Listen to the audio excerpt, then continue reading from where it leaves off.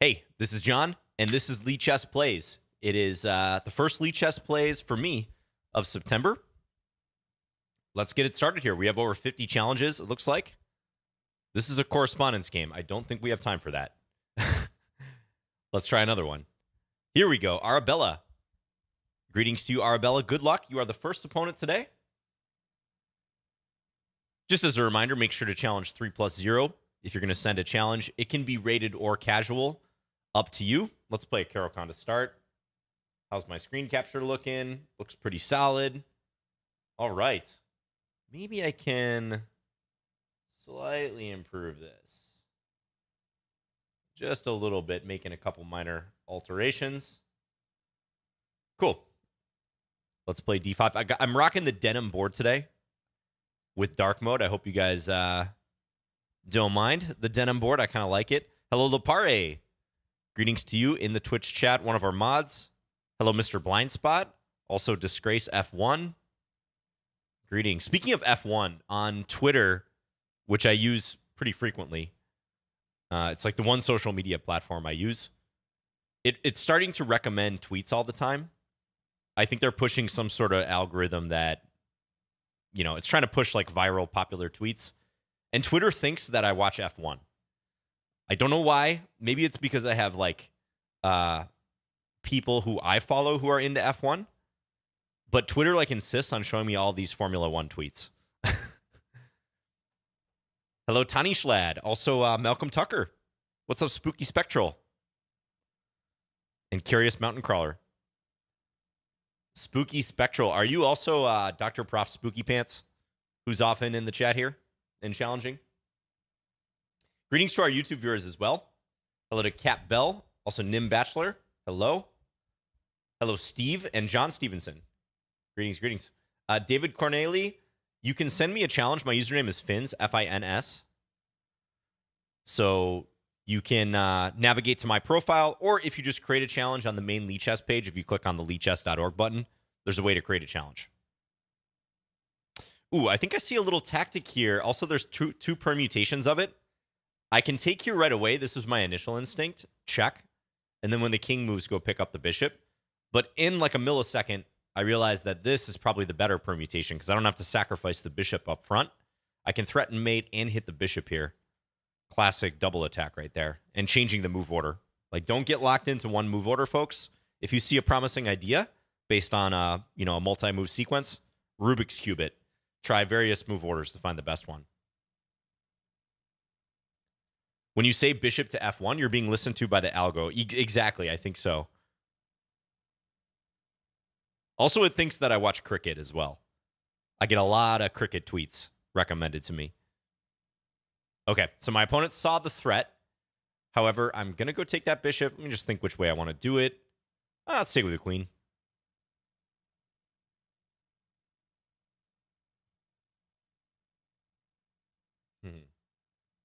Hello, Beef Flavor Ramen. Says that is great advice. Yeah, thanks. Happy to have helped a little bit. The better you get, the more flexible you are with your thought process. That's one thing that constantly gets reinforced to me the more chess that I play over the years. You have to be willing to play moves in chess that go against your instincts. If calculation backs it up, even if it breaks all of the accepted principles, you got to go with it. Calculation over everything. I think Canty says that. James Canty. Calculation over everything. All right. So just a reminder, this is a 2-hour stream. And if you want to send a challenge now, go ahead and do so because you get put in a pool of players waiting to be paired. I can't guarantee that you'll get a game, but people who challenge consistently usually get a game at some point. Let's open the position here. Okay, king g2, good defensive move. Let's play f4. We're going to chase that knight, see where it goes.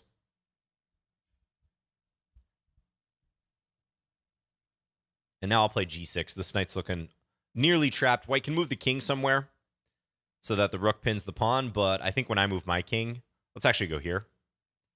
When I move my king, now that knight is a goner. Did I see the Magnus podcast with Lex yet? No, I've just been listening to people's take on it, watching some clips here and there, but no, I haven't listened to it myself. But it sounds like a really good one. It sounds like Magnus was, in a good mood, answering questions pretty deeply in a lot of cases. Okay, I feel like I should have a mate in 2 or something here, but maybe not. If I check, I lose this. Let's just make sure I win the game. Let's go here.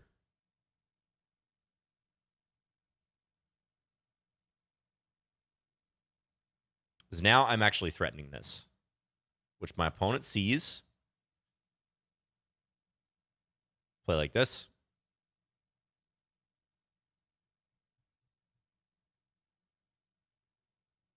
That rook is actually trapped. It's kind of funny. And now I don't take the rook. I back off the bishop with checkmate. Yeah, bishop. Only bishop f8, I think, mates in this position. Because I have to keep an eye on c5. So if I move the bishop here, or take or whatever, king c5 is possible. Bishop e7 wouldn't cut it because that allows white to escape to the e file. So I think only bishop f8 is checkmate there. Always play bishop f8. All right. Thank you, Arabella, for the game. So I hit you with this c5 Caro-Kann, looking for some sort of version of like a French defense almost. The 2-step with the c-pawn. Now, I do think white should take this pawn here. Oh, bishop b5. Oh, good point. Bishop b4. Or bishop takes a3 for that matter. I didn't see the bishop going this direction. Good point. There were 3 checkmates in one. Let's confirm. Yes, 3 different checkmates in one. I'm not special. I wasn't special. But yeah, watch the c5 continuation. If you play the advanced variation of the Caro-Kann, you got to be ready for this. I think it's honestly a little unsound for black, but it's getting a ton of traction in recent years. It's been played a lot. It's pretty well known now, but black doesn't have to play bishop f5. c5 is a perfectly playable continuation, but you might want to do some homework in terms of how to meet it, because taking is the principled move, and you can try to hang out of the pawn. A lot of people just instinctively defend it, but then black gets a very good version of a French defense, and in this case, I straight up won the e5 pawn. All right, thank you for the game. Chastity, you're up next, 1275. Let's play e4. How do I challenge? You can go to lichess.org. There's a create a game option, and you can put in my username to play against, FINS, Fins. You can also navigate to my profile. So if you go to your own profile on Lichess, you click this thing in the upper right, replace the URL at the end, which is of your username, with mine, FINS. We're gonna have to go on to the next game here, by the way. Then you can challenge me. You can set up a challenge. Good luck to Mr. Aces. We played last week, didn't we? Or somewhat recently. Okay, let's play knight f3. Thank you, Goodalips. Hey, good to see you in the chat. Thank you very much. Appreciate it.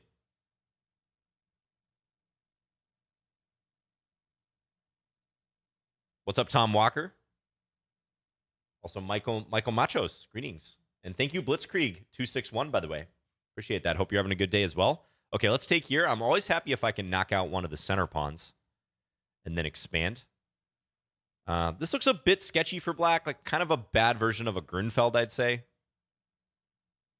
But let's see how it goes. I'm going to throw an h3. I think it's good to restrict this bishop just so we don't get hit with this move. Otherwise, this is certainly playable for black. Black's not going to lose right away, but black should be a little bit worse here. Can you switch your tab from notes to the chat room? I could, but oftentimes people put crazy stuff in the chat room.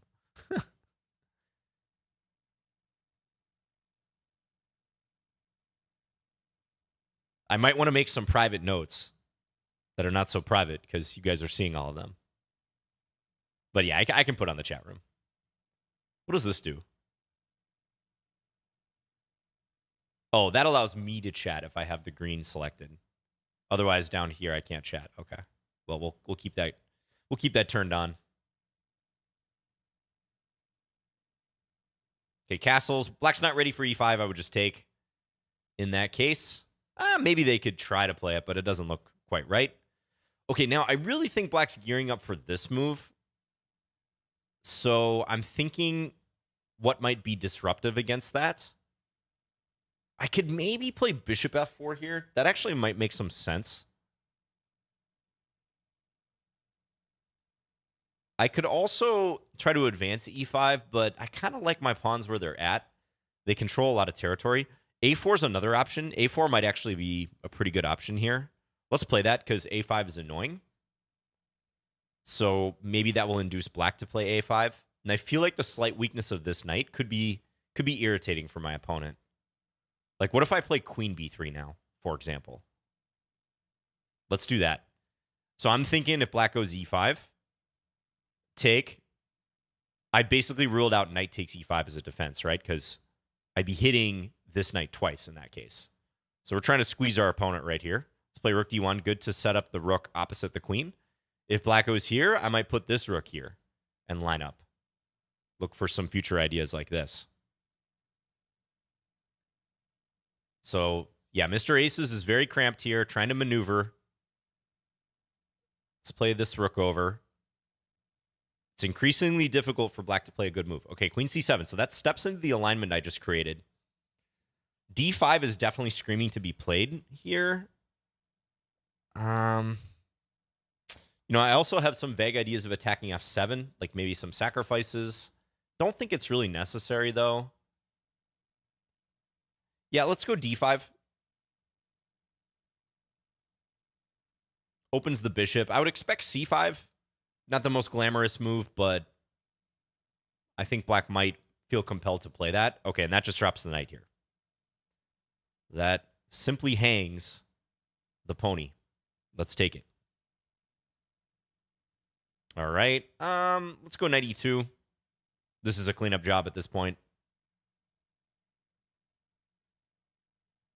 Hit the queen. Hello, Morphe's Law. I'm doing great. Thanks for tuning in. Okay. Now let's play bishop h5. We're going to line up against this pawn on f7. Probably something like rook f8 will be played, but this is just so dismal for black. I got 38 seconds, though, so let's play a little faster. Bring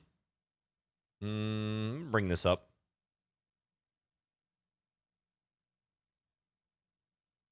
We're going to take with the queen.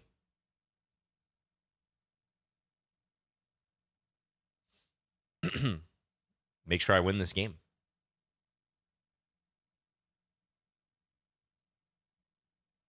Make certain I win. Easier said than done sometimes. Winning one positions, you know?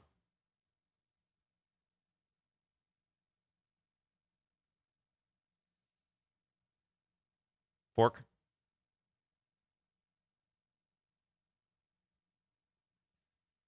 And if take, bishop takes, I have rook d8 coming in, so that will be a threat. Okay, let's take this.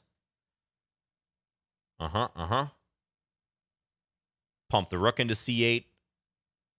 And with f7 also falling, doing okay on the clock, I'm just going to take here just for simplicity's sake. But this is collapsing. Collapsing for black. Okay, I'll take here. Allow bishop takes e5, but we're going to run the pawns now.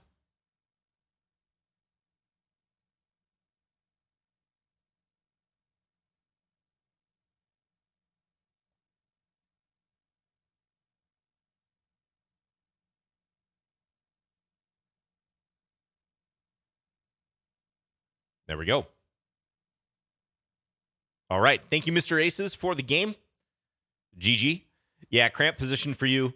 Again, I think this is kind of a bad version of a Grunfeld because unlike a Grunfeld, you weren't able to trade on c3 when this happened. Weren't able to trade. So it's like a Marshall defense. Maybe it's playable. I think I do recall some games where black has achieved e5 here. But I think like you already need your knight on c6 in a position like this. That might be one of the better moves here. Specifically this to allow for e5. Let's say d5 is played. You can go knight e5. Still looks a little cramped to me, but maybe playable. So thanks for the game. Cartman's Ghost, frequent opponent here. Good luck to you. Let's play, let's mix it up. Let's play G3 on move 1. Hope he beats you on time. Oh, I didn't know you were rooting against me, Lopare. Jason Bourne of Chess is online. Jason Bourne of Chess. Do I look like Matt Damon or something? I think Magnus looks a lot more like Matt Damon than I do. But maybe that's not why you're saying that. Okay, we'll go here and play C4. Speaking of Magnus, he is currently playing in the Sinkfield Cup. You can watch it on Lichess if you go to watch and then broadcast. Do check that out. You know, we probably won't have a peek at the games just because the challenges tend to be in pretty quick succession here on Lichess Plays, but there is a big event going on. And the Sinkfield Cup, the St. Louis Chess Club, they use Lichess as their official place to analyze and conduct the commentary, basically. Like, they're constantly looking at the Lichess boards. And the analysis that you see, I think it's Alejandro Ramirez do, they're doing that on Lichess, which is really cool.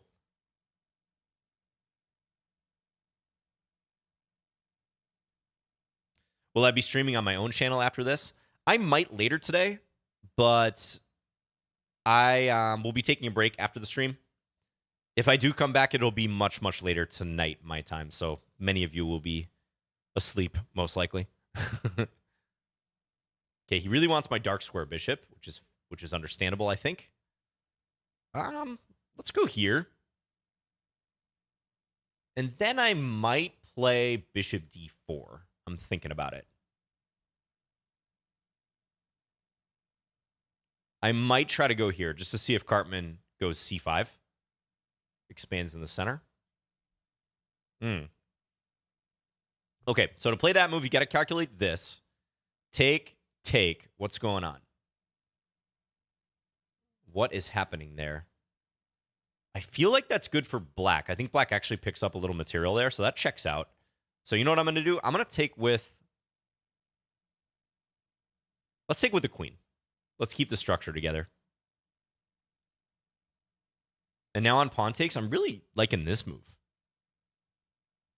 You know what I'm going to do first? I'm going to go here. But I want to break up this structure. Black has a nice pawn structure going on right now, but it looks a little overextended. So I'm going to try to poke and prod at it. Yeah, like F3 or G4. Both look pretty legit here to me. Let's go G4. Was I worried about E3 for black in the opening phase? Maybe there was a moment where black could have thought about it here, right after knight D2, or here even. It would have been a pawn sacrifice, I think, though. Not sure how sound it would have been. That is an idea, though, to be fair. Okay, let's take. Okay. Could take here. Let's back this off, though. I want to attack that bishop. Also opens up an attack here. Okay, this looks a little shaky for black. Let's take this one first. And then I'm probably going to take here next.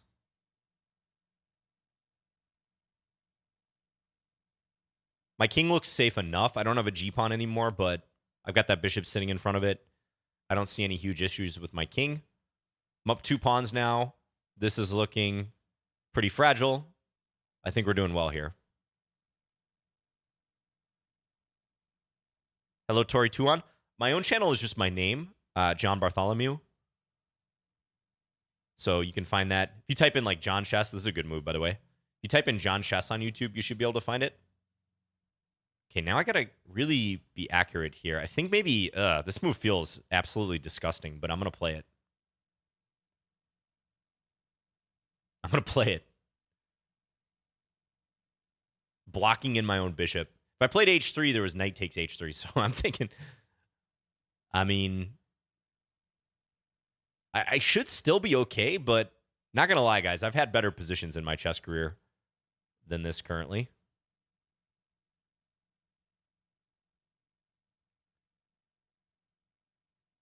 I'm still up a pawn. Oh, my opponent blundered this. The backward knight attack. Blundered. Okay, Cartman's Ghost is doing well, though. Good attacker here. Trying for that initiative. But okay, now I think I've got everything under control. Let's play b3. Just do it, you know? Queen d4 probably coming next. Yeah. And my opponent resigns. Interesting. I wonder if black had anything right when the knight went to f4. Because again, I'm up multiple points of material here. Yeah. The engine says it's enough compensation. It's giving almost dead equality here. It does give f3 as one of the better moves, but h3 actually even better, apparently. It's pretty close, though. Pretty close. So that makes me think maybe I made a mistake somewhere around here, because this was a very good maneuver. Yeah, it's saying, maybe I should throw in e3 just to stop the knight from coming to f4. Yeah, interesting. So it says black should go bishop d6, which I think the idea is to target h2. So, for example, if I go here now, queen f4. That is a huge threat, isn't it, after bishop d6? Queen f4. Wants me to take, probably so I can sack here. Or even play pawn f4. That would have been tough. I mean, with little time, pretty volatile position. So, good game, Cartman's Ghost. Yeah, I think you were doing just fine. Very sharp one. Even after this, I mean, even the engine's showing +3, but it wasn't a stable +3 for quite a while. So, good fight. Okay, Jan BW, good luck to you. I have the white pieces again. All right, I played g3 last game. Let's go b3. We'll put the bishop on b2. More the skills than the looks. Similarity to Jason Bourne. Oh, got it. Okay, got it. What do you guys think of the Bourne movies? I remember when those were first coming out, people were pretty hyped about them. This was like, more than a decade ago now. Because I like them, but what was most annoying about the Bourne movies, would you guys say?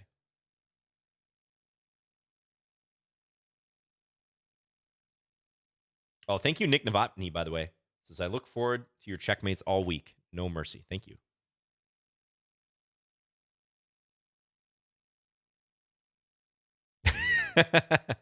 Exactly, Seagull. Seagull knew where I was going with that. They're Borning. Seagull on Twitch knew exactly what I was going to say. I think that's a common criticism of it. But the shaky cam, man. The shaky cam. Those fight scenes with the shaky cam, like, the action is very impressive, really cool. But they overdid that, right? Like, that was the staple of the series. How many movies were there? 3? I think there were 3 Bourne movies. But it would give you a headache sometimes.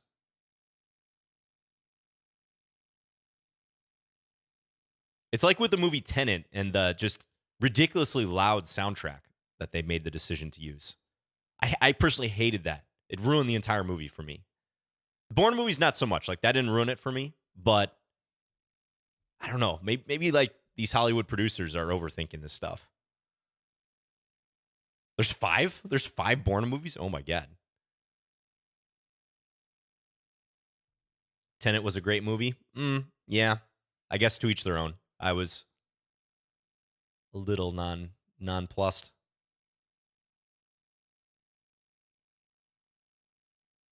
And 5 more coming? All right, they're just going to keep running it back. The Bourne redundancy.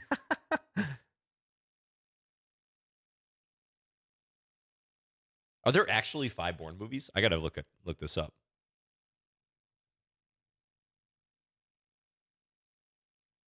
Oh my. You're actually right. The Bourne Identity came out in 2002. The Bourne Supremacy 2004. The Bourne Ultimatum 2007. Wow. I mean, I said like a decade ago. We got to go back 2 decades. 2002 is when Bourne Identity came out. So yeah, the Bourne Ultimatum was the 3rd one, came out in 2007. Then the Bourne Legacy, and then just Jason Bourne 2016. Wow. Let's play A3 to meet this with this.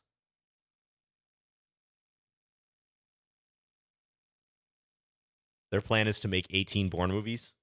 Yeah, they're going to make it like the Fast and the Furious.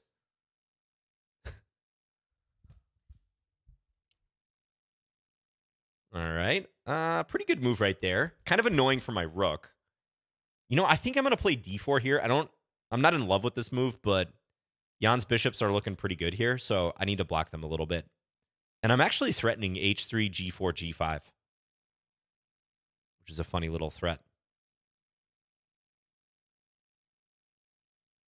Right, Shadow Walker? That's what I'm talking about. That soundtrack in Tenet completely killed it for me. That was, what's that director's name? Christopher Nolan? That was one of his movies.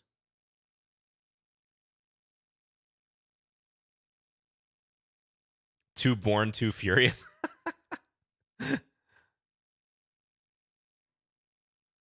Too Born, Too Furious. All right, I'm pushing a lot of pawns here, but I'm gaining a piece. Let's take with the bishop.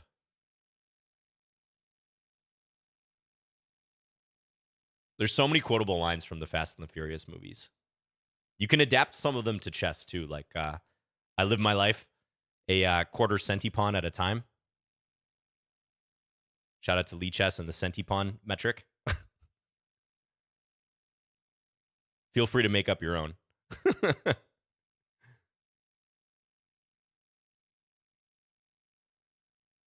All right, and Jan is going down here on the clock. The position also not looking too hot, down a piece. Thank you, Jan, for the game. I think you had a perfectly good position out of the opening. Maybe around here you started to lose the thread. I think definitively this is the moment because, again, H3, G4, it's a bit of a disguised threat, but your bishops are a bit crowded, awaiting the advance of the white pawns. Maybe you should actually just go back with the bishop here so you can play knight F6. Let's see what the engine says. Yes, indeed. Or H5. H5 crossed my mind. It looks a little weakening, but yeah, I think bishop E7. So you can do this and this. And if I continue with G4, this bishop's not getting trapped. You're not getting forked in some way. And you've induced certain weaknesses, like the E4 square. That's a common weakness in these like reverse stonewall type positions. You can use that in the future. You can jump in. Thanks for the game. Greatly appreciate it. Okay, Skid, you're up next. 1932. We played once before. Oh, I remember that game. That was a Jobava London, I think. Okay, so you have the white pieces this time. Go C5.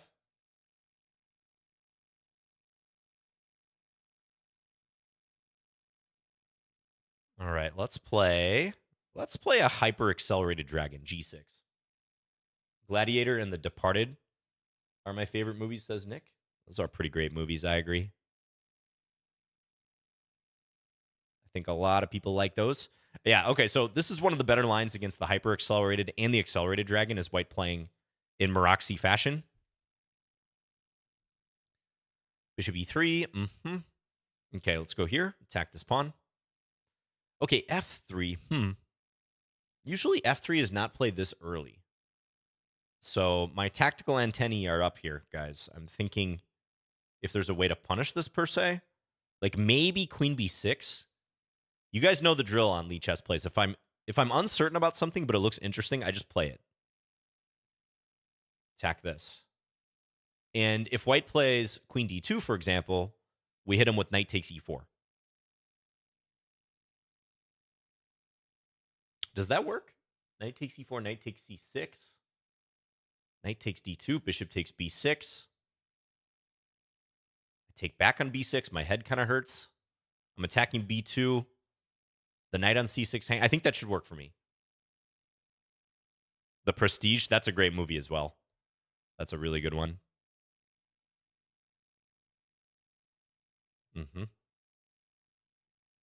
All right, let's send it in. Knight takes E4. Attack the queen. So it's an ambitious move. Yeah, white doesn't try to challenge it. Knight takes C6 was maybe something to think about there, but maybe white determined it was bad. And now I'm going to take... Which way to take? Let's take it with the bishop. Let's capture this way.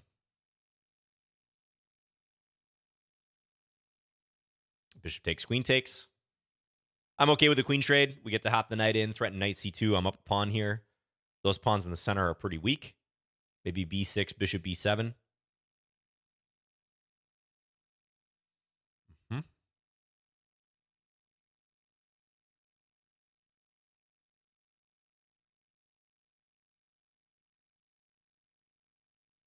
Part of analysis, my head hurts. Yeah, that's a very important part of analysis. That's right, Tom. Everyone has experienced that. Let's go here, guard against this. Can't play king e3 due to knight c2. Now I'm thinking if I want to play e6 or not. E6, knight f6, king e7. I think that checks out. Let's play it. If e5, I can play knight c6 and attack the defense of the knight. It's too shaky. Do a cartwheel. I already played Cartman's Ghost. I can't do any cart-related things anymore.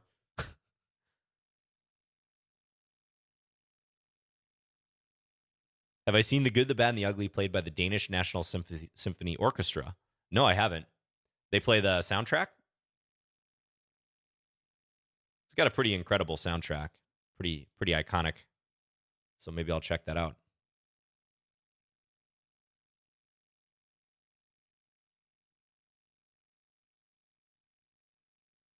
Or the score. That might make me sound more sophisticated, the score.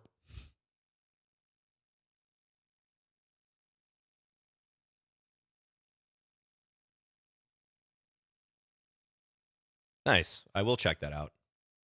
Thank you for the recommendation. Okay, rook e1. Now, do I initiate the trade here? It does open up the attack down here, rook f2. I don't know, though. It seems a little cooperative. So I'm looking at other options as well. Like maybe a6, b5, not really realistic, though. All right, I think I'm going to take. I don't see another clear way forward here, so we'll just capture. And then maybe like rook f4? It seems decent. Oh, this might be a threat, though, huh? Okay, let's go here first. Stabilize the bishop.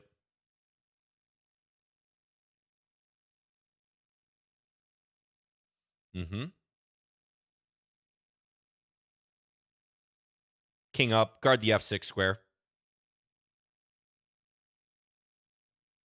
This game's probably going to be spoiled by time pressure, but, you know, I am up a pawn. It's looking pretty good. Good defense by white, though.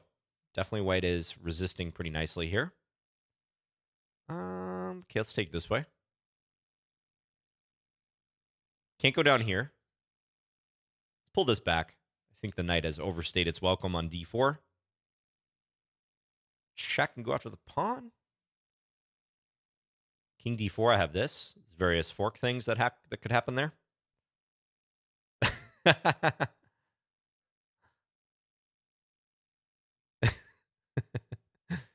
Dropping the I've got to go. Our favorite autocomplete message. Or a quick message on Lichess. Yeah, thanks for the game, Skid. So in that position right here, usually you want to play knight c3, I think. Let's see if f3 is unsound. I think, again, because it weakens the defense of the bishop, you are asking for queen b6 to be tried against you, which I did attempt. Yeah, now knight f5 is a key move. I don't think I mentioned this when I played queen b6, but there's lines that you can get into like this where white has multiple pieces hanging. Doesn't look like the engine's suggesting anything earth-shattering here for white, so I do think queen b6 is a good move. And this, yes, runs into knight takes e4. There's a lot of early traps like this in the accelerated or hyper-accelerated dragons. So those are just a couple example lines as to why I think this is actually a pretty good opening choice for amateurs. At the higher levels, they don't seem to fully trust it, I think because it allows them Roxy bind. It seems to me on the black side of the Sicilian, the high-level players do not like to allow the Roxy bind. So lines like accelerated, hyper-accelerated, the con, lines like that enable white to play c4 because black hasn't attacked e4 very quickly like black does in, let's say, the Najdorf, or really any of these lines with this move order, where black plays knight f6 right here on move 4, all but compelling white to play knight c3, then blocking the c-pawn. They seem to like forcing white to do that at the highest levels. Yeah, so this does check out. If knight takes c6, I was going to take on d2. And indeed, that looks good. Take. Probably I can play like any capture here almost. Let's say this one. Yeah, there's just too much stuff hanging for white. Too many things under attack. And black's already up a pawn. Okay, thanks for the game. Let's go on to the next one. Red Avalanche. This is our 6th game against one another. Good luck to you.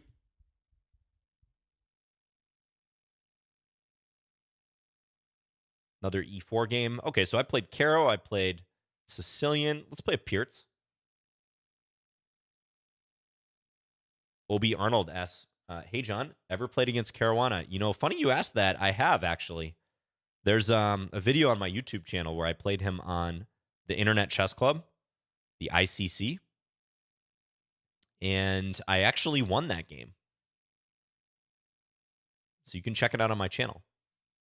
He was playing under the username Adaptation, I think. And yeah, I took him down. He's beaten me before, I'm sure, too. But that was a highlight for me in playing against an elite player. Hello, Jaideep. Thank you for tuning in on Twitch. We appreciate it. I feel like I should strike back in the center, so I'm going to go e5. We're facing the intimidating pawn center here. 3 pawns out there on the 4th rank. Let's advance in the middle. I'd expect d5 here. d5 looks like a pretty good move.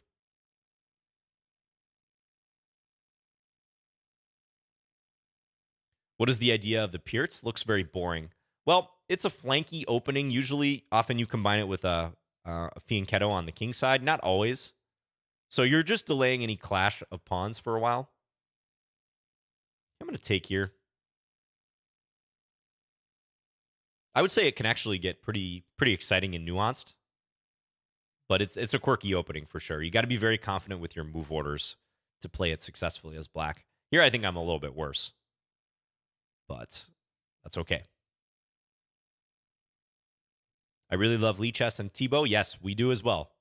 Shout out to Thibaut, the creator of Lichess. Wherever he is, you can assuredly bet that he's not far away from his laptop, probably coding in some new features or improving the site. So, cheers to Thibaut. Let's go here. I'm trying to blockade a little bit. My knight didn't stand very well on f6. So let's try to improve things a little bit. Take this way. Kick the bishop. I don't mind a trade of bishop for knight, because I think this bishop is just a tall pawn right now. And let's try to break out. Let's go g5 followed by f5. I kind of weaken myself here, but I like the play that I'm getting out of this, so we'll go for it. Wow, and red Avalanche does not take. That seems a little risky. I can go here. Interesting. Pawn Avalanche. Speaking of avalanches. Yeah, I mean, a lot of options here. Let's do this. And then I'm going to play h5 when he plays bishop e2. Ooh, okay, another unexpected move. Probably doesn't change much. I think I'll go here. Now, though, I might be able to take here and then take d5. I just don't quite like giving up my g4 pawn. So if Avalanche comes back, which I think here I feel pretty confident that they will, yeah, I don't know that I want to allow this. I could maybe win a pawn, but I'm not thrilled about that position. So I'm going to try to protect my g4 pawn. It seems a little more natural to me. Okay, this is, I think, a clear indication that my opponent wants bishop c5. So b6 or rook c8 probably on the agenda. Let's go b6. This is still anyone's game. I think this is quite unclear. And I'm under a minute now, so let's play fast here. Bishop b5. Okay. Attack the rook.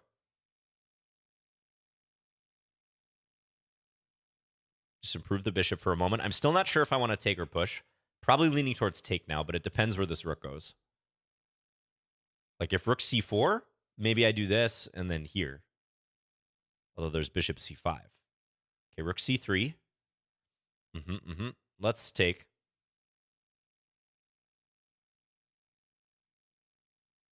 Yep. Still complicated. Okay, good move, good move. Can I take d5? Does that work? I don't think so quite yet. Let's be patient. Let's go here. Takes right away. I think maybe that was something my opponent could have delayed. I'm not sure I would have captured there immediately. Now let's take. Pre-move this. I feel like black's coming through down here. I feel like I'm getting through.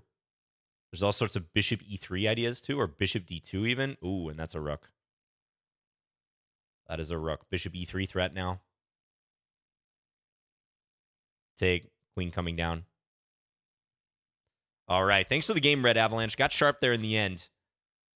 I think right here, you should keep your bishop for sure. Keep your bishop on h4.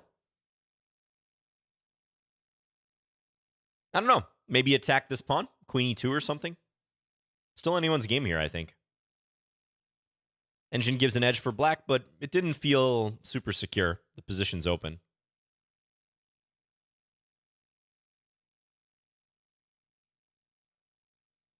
Interesting move order in this one. So you don't see f4 against the Pierts too often. Definitely playable. I probably should angle for like a Sicilian style position here. Just play c5. Not totally convinced the way I played this. You know, like maybe bishop g4, the whole combination of bishop g4, bishop g7 isn't the greatest here because white hasn't committed the pawn to c4, unlike a king's Indian. So with white retaining the option of c3, I'm not sure my bishop is all that great on this diagonal. That last line was correct after bishop e3. What do you mean? Yeah, bishop e3 is what I would do. Like if white played something random, I would do that. Because it's a deflection idea, or if we can get the king to move, queen f1. Okay, tough one, Red Avalanche. Thanks for the game. The chess player 23, you're up next. Sporting Michael Jordan's number. Good luck to you. Why casual only for these? Oh, actually, you can challenge rated or casual. It's up to you.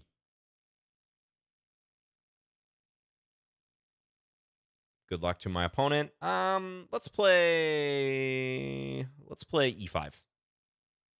Trying to mix it up.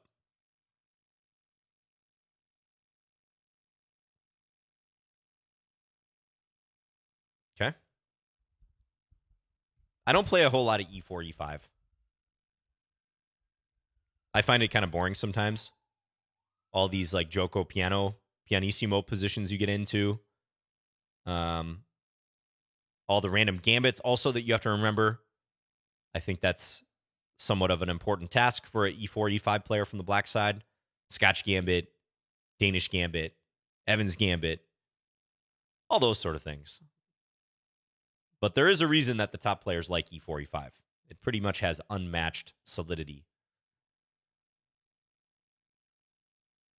King's Gambit, yeah. Although many people would like to face the King's Gambit. We've debated this, I think, last time on stream, but do you think the King's Gambit is a losing gambit for white? There were very mixed opinions about that. As in, if black plays perfect after e4, e5, 2, f4, can black actually win? Okay, let's take. I'm playing a pretty ambitious setup, by the way. I'm trying to go for g4 because white has played h3 specifically.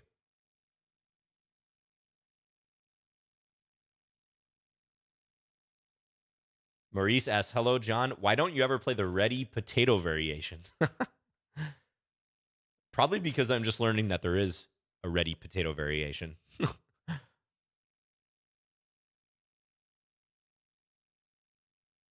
Hello, Francis, by the way. I see you. What's up, Kathleen? Do I like headphones or ear pods? What are ear pods? Are you talking about like AirPods? Like the little in-ear headphones? I don't use AirPods specifically. I'm not a big Apple guy, but yeah, I do like wireless headphones like that. Okay, let's take here now. And if Rook takes, I think I'll take with the Knight. I'm playing for an attack. It hasn't quite materialized yet, but we're getting there. There's a semblance of an attack. Let's play Rook G8. Omar says most gambits are losing if played perfectly. Yeah, I don't know. Like, that might be a little harsh. And there's definitely some gambits that are totally sound, like the Marshall Gambit within the Ruy Lopez. Queen's Gambit, which can hardly even be considered a gambit, quite honestly. There's a lot of sketchy gambits, though. So if we're talking about the totality of gambits, you might be right.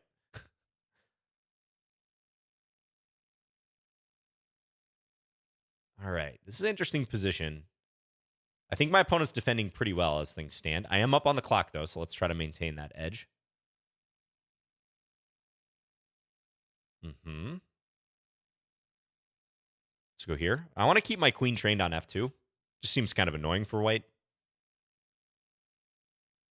But my structure is a little bit wrecked now, so I'm not going to claim that I'm necessarily better here.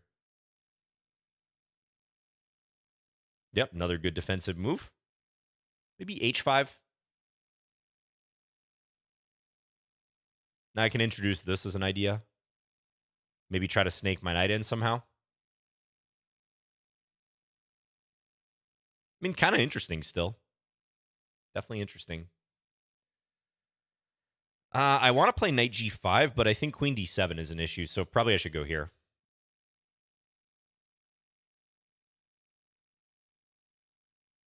Okay, take queen d7 still. So I don't know that I'm quite ready for that. Let's go here. I'm not Richard ready for that. This move also doesn't really have a threat, but it looks annoying. It's very important to be able to play such moves in chess. Okay, now I can take, actually. Can I take here? I mean, I've got this defended. Let's try.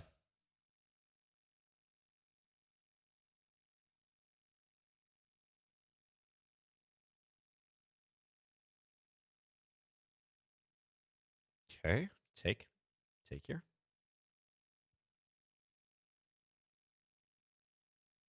Yeah, white kind of has to go for checks now, it seems to me. But now I don't have a mate per se. I can trade queens, though. I think this is a pretty favorable queen trade because I'm getting this in. This looks very good. Bring the king up. Yeah, this is winning at this point. However, that was pretty interesting. I think white was resisting quite well for quite a while. Okay, thanks for the game, Chess Player 23. Yeah, you know, even towards the end when you lost f2, I wonder if you have some sort of perpetual, because if you continue checking me in the right way, it might be a draw. Yeah, Engine agrees. Queen g5, maybe? That would have been my instinct here. Because it's very dangerous for me to ever cross over to the d file, right? Because I'm walking into discoveries. Oh, that rook was hanging. I didn't see that I was attacking the rook as well. Even here, queen h4, although I guess I can...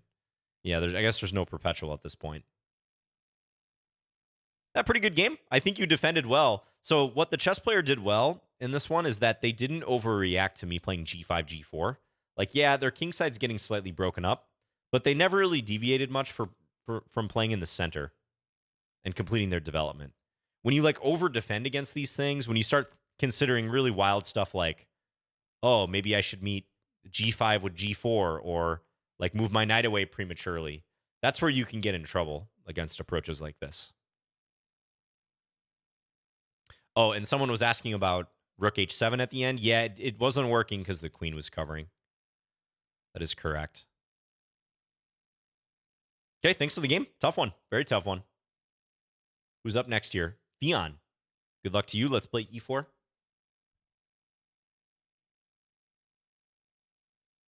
Yeah, we're going for another roughly 70 minutes, so a little over an hour. So strap in.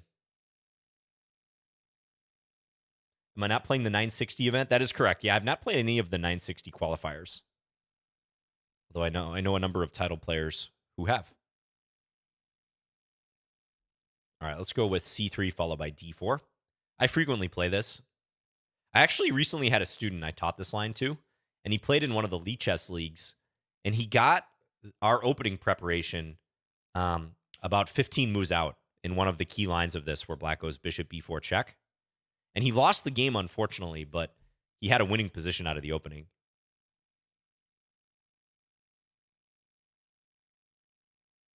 Okay, this could be disastrous for Fion because castles, and now we're going to hit Fion with queen h5.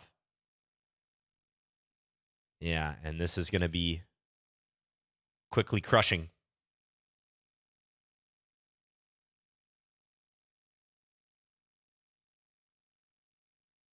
Nepo plays it. Plays which line? Let's take this way. Now we're crashing through. Oh, King's Gambit. Yeah, King's Gambit. That's right. Nepo released a course on Chessable on the King's Gambit.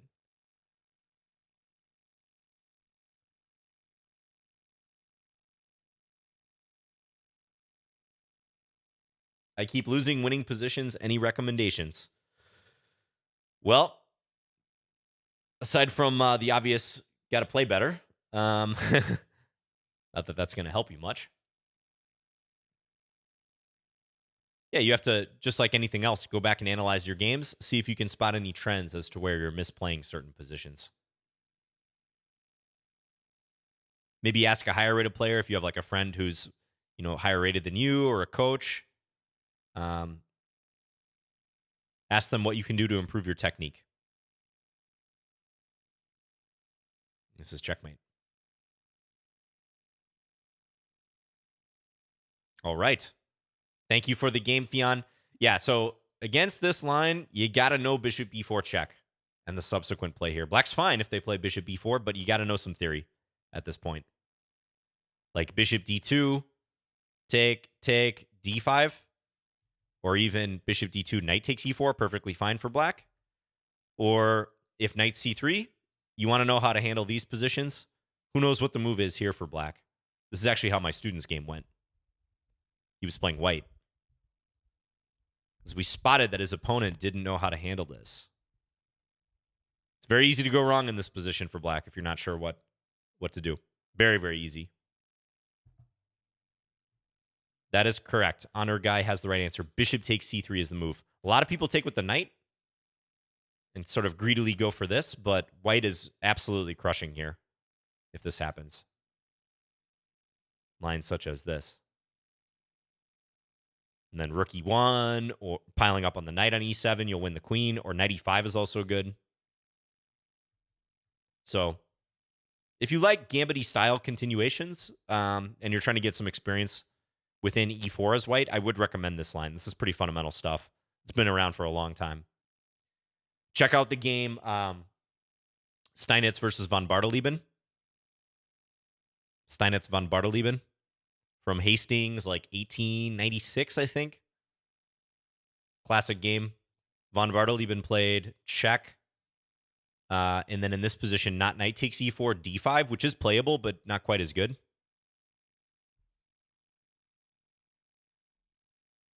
Okay. Thanks again for the game, Fion. Boff is up next. Let's play e4 again. Good luck, Boff. That game here. That was last week. Yeah. Okay, that was a tough game. That was a difficult one. Let's play knight f3. Good luck to you, Boff. Okay, knight c6. Should we go like delayed Alapin, maybe? Let's do that. Delayed Alapin. Mm-hmm. Let's play bishop c4.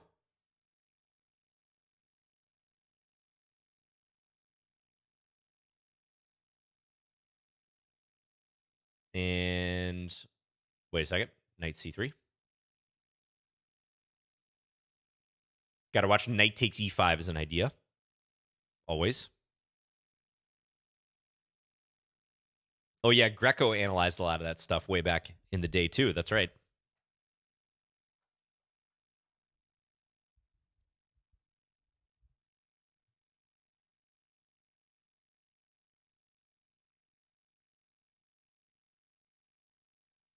Let's see what Boff does here. Debating what to do with the pawn tension. We're still well within theoretical bounds, I believe. Takes. Okay, so one thing I'm thinking about here is d5. d5 kind of tempting. I think I'll play it. Looks interesting. I might try to take on this square with my knight specifically. We'll see where this knight goes. By the way, how are the Sinkfield Cup games going? Anything super surprising happen yet? Ooh, okay, knight there. Let's take d7. Now, I think black has to take with their knight.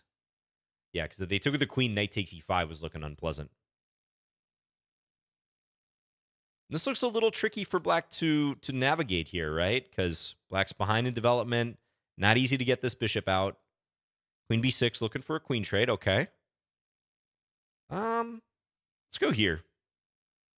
I will trade, but we're going to try to do it on our own terms.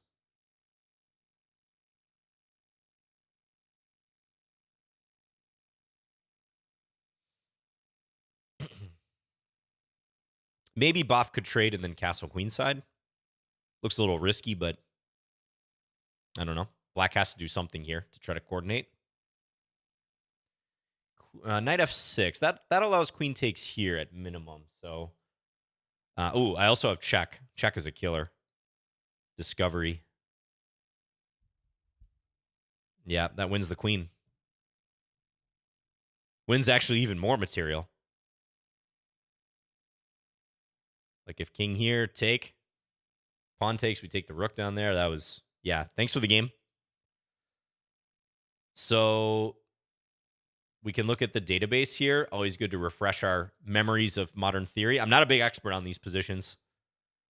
But yeah, bishop d7, I think already maybe a slight, because there is this line that goes take, and then bishop d7. Maybe this is what you're thinking of. And white takes d7 usually. This is a very theoretical line where I think there's a pretty high degree of draws. Yeah, at least at the top level. Here, castles. So maybe that's the line you were thinking of as opposed to bishop d7. Not too many people have played the d5 move that I played here. Apparently d takes e5 might be better. That is the main one, although still a lot of draws on this line. Okay, so here black should play knight b4. That's a rather specific knight move.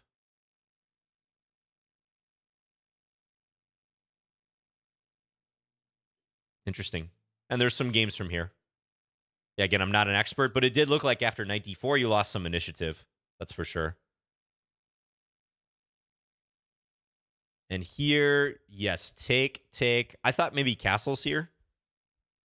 Although the engine does like white. It says maybe you can take and play a6 as well. And you're worse, but you're surviving. It wants you to go h5 and then rook h6. You got to develop on the flanks, apparently. All right, thanks for the game. Tough one. Oh, Destroya. Hey, what's up, Destroya? We played 5 games. Let's play in English. I don't think I played in English today. Hans Niemann beat Mamedyarov. Yeah, I was actually covering that game a little bit. Pretty wild game in the opening. And Hans is playing Magnus today. He has the black pieces. I should check how it's going. Ooh, okay. They're in a queenless middle game. It actually looks to me like Hans is slightly better. I do not like Magnus's pawns. That would be quite the result if Hans managed to beat Magnus with the black pieces. Wait a second. Let me update. Oh, yeah, yeah. Well, they're on move 20, I think. They're on move 20. All the other games are still going except for Mama Diarra versus MVL, which was pretty quick draw from the looks of it.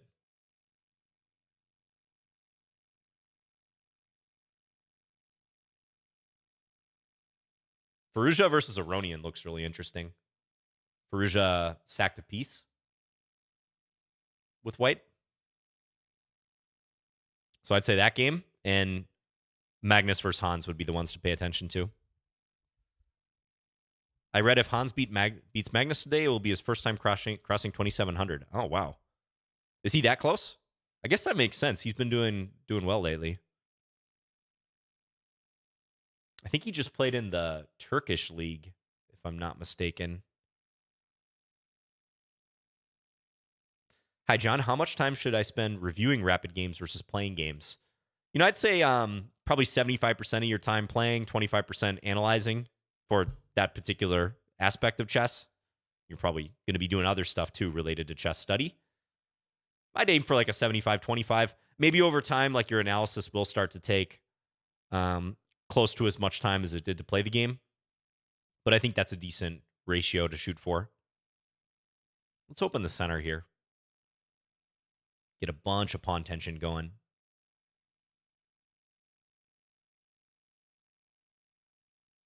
Oh, good luck to my opponent.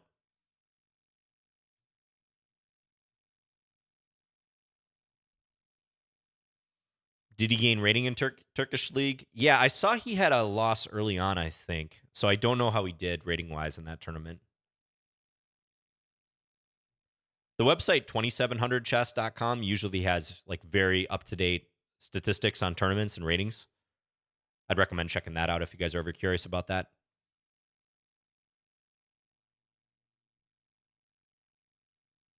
What to do to improve if you only play bullet? Pray, I guess. That's a tough one, Tafaska. Okay, rook e8. Not the biggest fan of that move. Doesn't seem like the rook's going to have a lot of future there. I guess maybe Destroy is trying for knight f8. That would be my guess.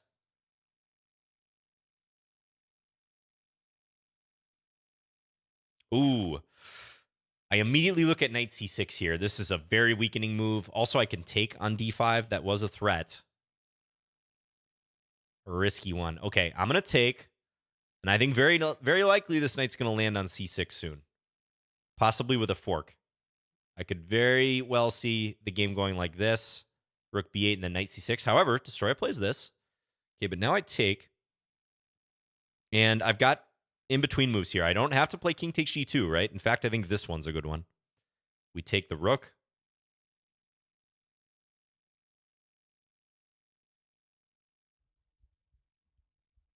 And now we'll take back. And we gained a piece in that transaction. Oh, thank you, Alpha Red, for subbing to the Twitch channel, the Lichess channel on Twitch. Thank you very much. Let's go back. Now, for rook d8, I think I'm just going to play e3. I really like my knight here, so let's just chill and play that. Maybe queen f3 coming up in the future. Offer a queen trade.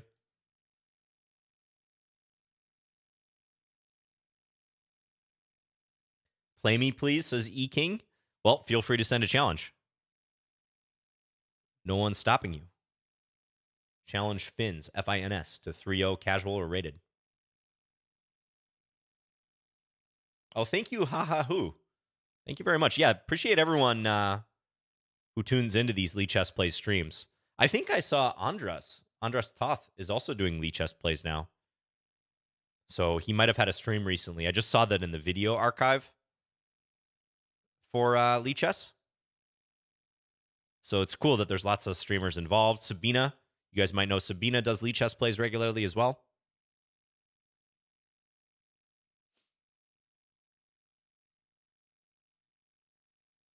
So a lot of streamers to watch. There was a fork. Where was the fork?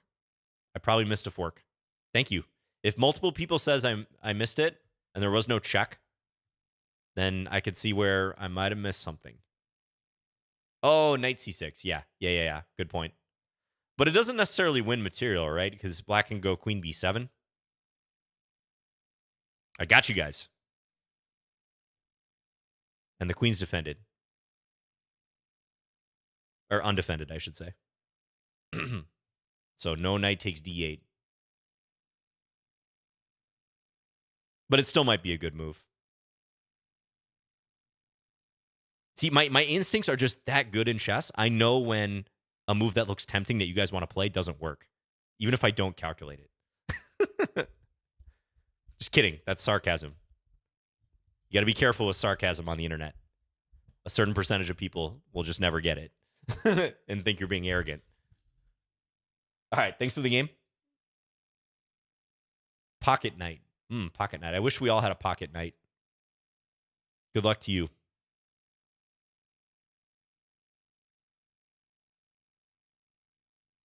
That sounded like Levy. Yeah, if I was Levy, though, I wouldn't have hedged and said, I'm being sarcastic. He would have just let it ride.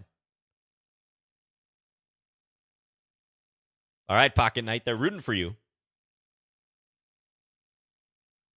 I'm playing aggressively here. If d5, I'm going to go f5. Kind of Gingy Indian invitation. Take that knight when it lands on c3. And white does put the knight on c3. Okay, so we have a Gingy Indian by transposition. By transposition. Now, regular viewers will know I really like this structure for black. It's kind of unsound, but it's interesting. And if white plays normal chess, black often gets a very good position. So white has to strike early against this, but most people do not. Most people do not strike.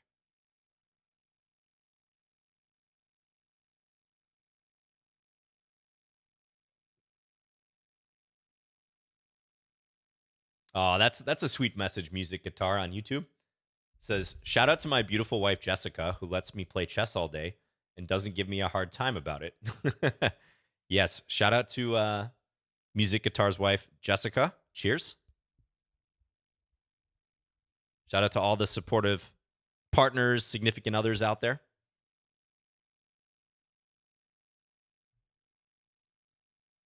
I wouldn't know. I'm single. I do what I want. But I appreciate that about all you who have partners out there. Also, maybe even other family members.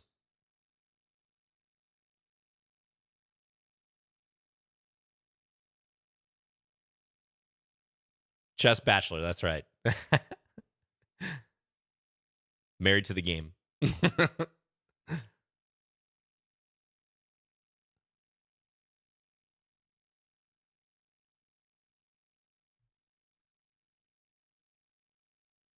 I do what I want. Famous last words, right? Yeah, Music Guitar. I'm sure you gotta do chess, but within reason, right? You can't neglect all your other responsibilities. Okay, now I kind of like this attempt, but I'm gonna go h6 and try to kick the knight away fully from e4. I could take the pawn right away, but let's kick the knight first. I think very likely pocket knight. I would have thought they put the knight in on e6, but they go back there. The way I'm developing here, by the way, super standard for the Gingy Indian. You often castle queenside as well. Oh, you haven't got to play in 5 to 6 streams? Ah, that's a bummer. Yeah, sorry about that, brain hacker. Let's go here. Knight on the attack again. Appreciate you continuing to challenge, though.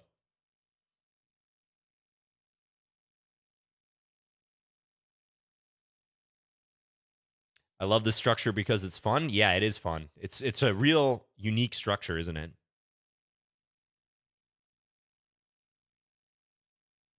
Now, this bishop is awful. We can take this bishop whenever we want.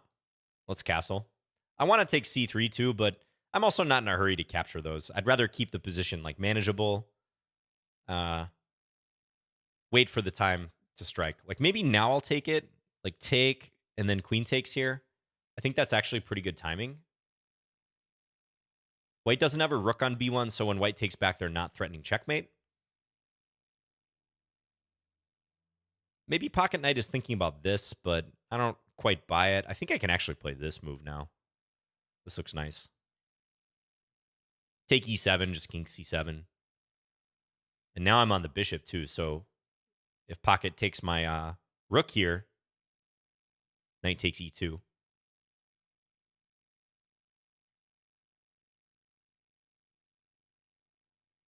Wasn't there a celebrity who named their kid Pocket? I don't know why that popped into my head, but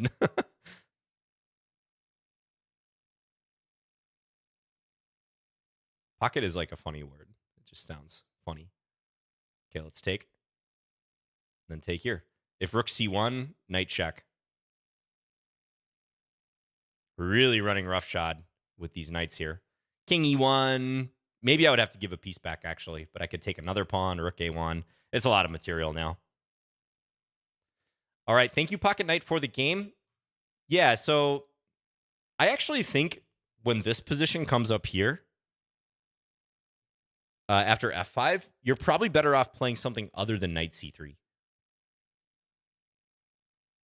mean, it can't be said that this is bad for you, but it's just been my experience that if white doesn't play aggressively early on against this structure, especially with something like e4 or h4, they might be in trouble. They might be in trouble. Because it's very easy to start drifting strategically. And, personally, I think these positions are already pretty difficult for white to play. Because black just kind of leans on your weaknesses, and it's hard to open the position for the two bishops. Thank you for the game, though. Appreciate it. Let's keep going here. We are in our second hour of Lichess plays. Greetings to Cormac McCarthy. Oh, we've never played before, Cormac? I see you in the chat all the time, but we've never played, huh? Interesting. Okay, let's go e5. Should I play this like trendy gambit that these guys are playing? How does this go? Knight f6. And then on knight f3, it's e4 and then c6. Yeah, that's e4, knight g5, and then c6. Oh, we have not played. Okay, good luck. Right, so if white had gone knight f3, I was going to do this thing that some of the Indian grandmasters have been playing with success. G3, we're going to go c6, though.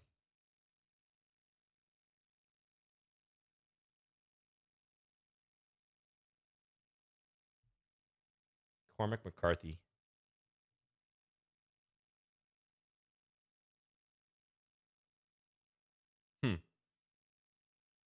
He wrote No Country for Old Men. Interesting. I'm not familiar with his work. I've heard the name before, but not familiar with his writing.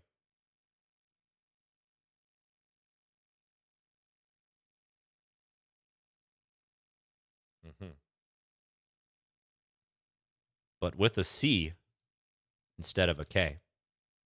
Ah, you anticipated my question. Got it.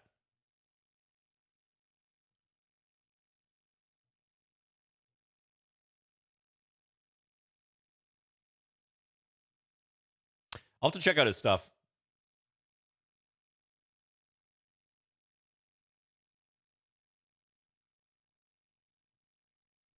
Okay, D3.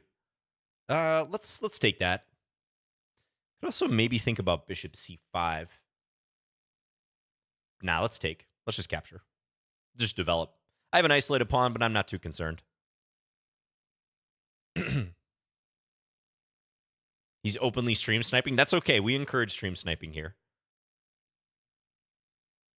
I set traps for the stream snipers if I think that they're paying attention to my recommendation. Sometimes they stream snipe, but they don't actually play the moves that I recommend. It'd be funny if he said, "I'm not stream sniping now" in the chat. If he just denied it. Just like he anticipated my my comment there.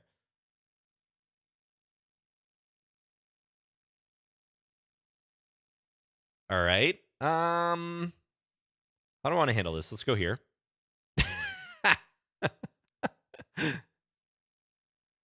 See, this is game theory playing out in real time. So now, is he leveling me?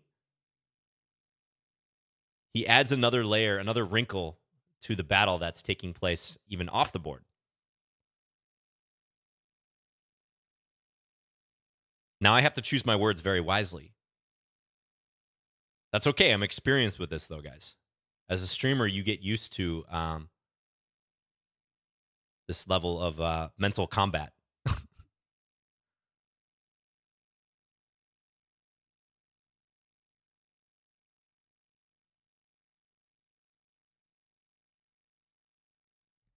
Catalan the next time I play white? Maybe. We might be able to do that. Okay, so queen b3 hits the pawn here. I think I should go knight a5. It's a backward knight move.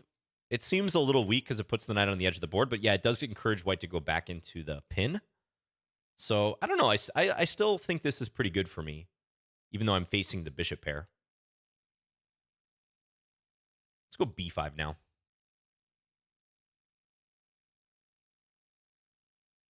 And has anyone ever stream snipped you in a blindfold game? I like that. Stream snipped. No, I don't think I've been stream sniped to my knowledge in a blindfold game before. I'm sure it's happened, but not that I remember. Okay, aggressive. It allows b4, however. That was a threat I was looking at, so let's play it.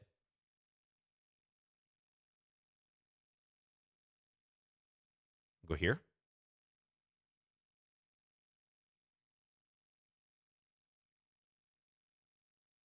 Pull out a stream sniping trap. Yeah, those are fun to pull off sometimes. This game looks pretty good, though. I think I should be able to win this without resorting to those tactics. And Cormac's a good player, too. 1937. Really strong. Ooh, that might be a good move, though. Maybe, I think I have to play this one.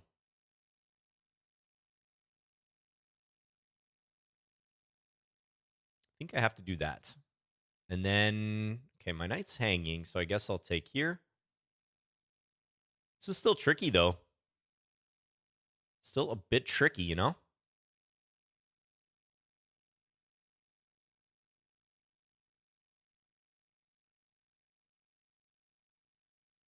Let's go here now. I'm okay with the trade. We want to swap. Now it's just a time scramble, so even with the delay, I think there's about a 10-second delay on these. Oh, take. Oh no, my rook. If it wasn't a time scramble, that might have been more interesting, but... Oh, it's my move. Okay, he's fast.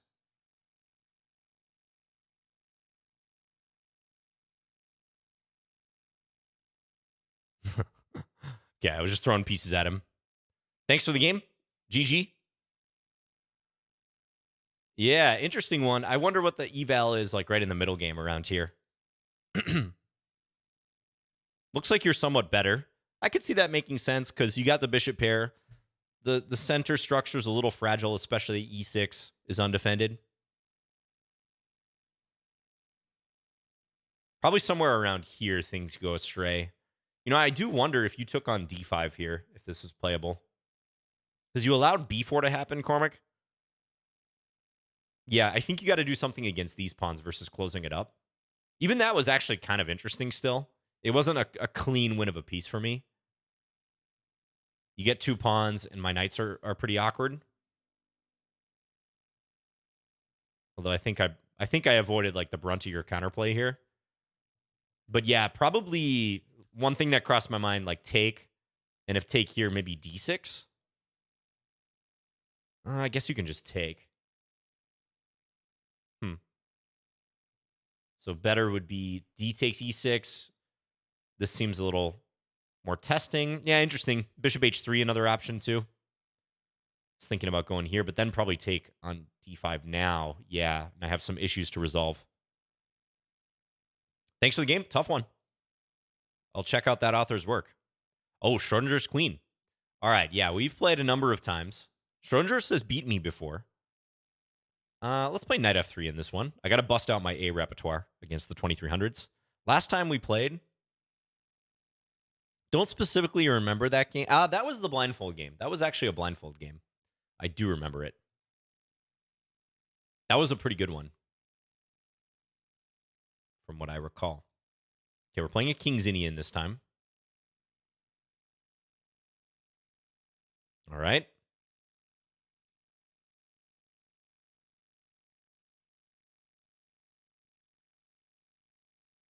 Play a Bong Cloud Blindfold game. That would be difficult. Yeah, that would be pretty tough. I don't know about my chances in such a contest. Queen E8. Isn't knight D5 a problem here? I don't know. I'm going to try it. I thought they almost always played F6 instead of Queen E8.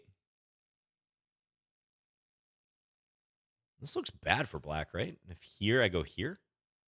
Because if I take the rook, I can kind of see where my opponent's coming from. But can't I do this? And then take on F8? Because I want to be able to win the piece on D7 if my opponent takes here, so my knight doesn't get stranded. Oh, yeah, I got to be dialed in against Schrodinger's. I mean, Schrodinger's is good. Okay, I could take here.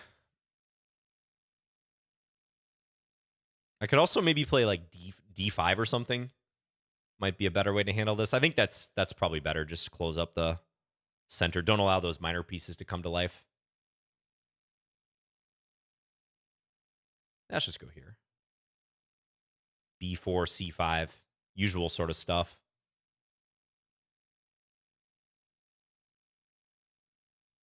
But yeah, they like your username, Schrodinger's Queen. It's a good one.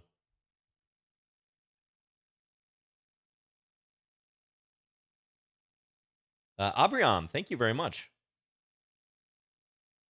Abriam Blair on YouTube saying, "Hi, John. Really enjoy you and your quality content that you share with us. First time ever catching you live. May you rock the viewers on the board today." Thank you very much. Also, Francis, thanks again to you. Appreciate you guys.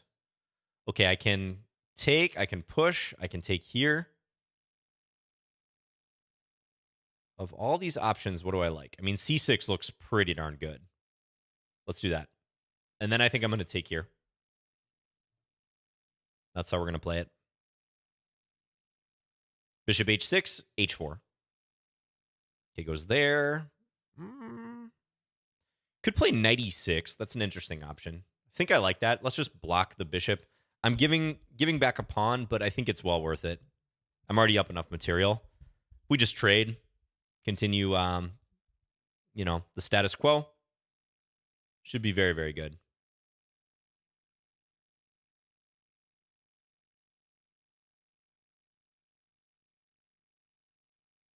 I'm going to look up that Queen E8 move because that is a common King's Indian idea, but I think in that position, it's probably just bad because of what happened in the game. But you never know. Maybe there's some complicating factors there.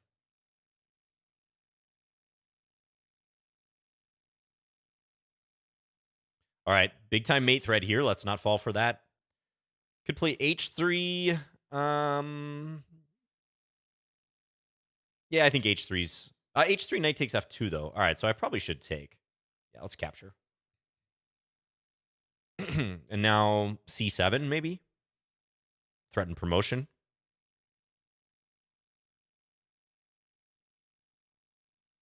If we can get this rook to go passive, that looks pretty clean.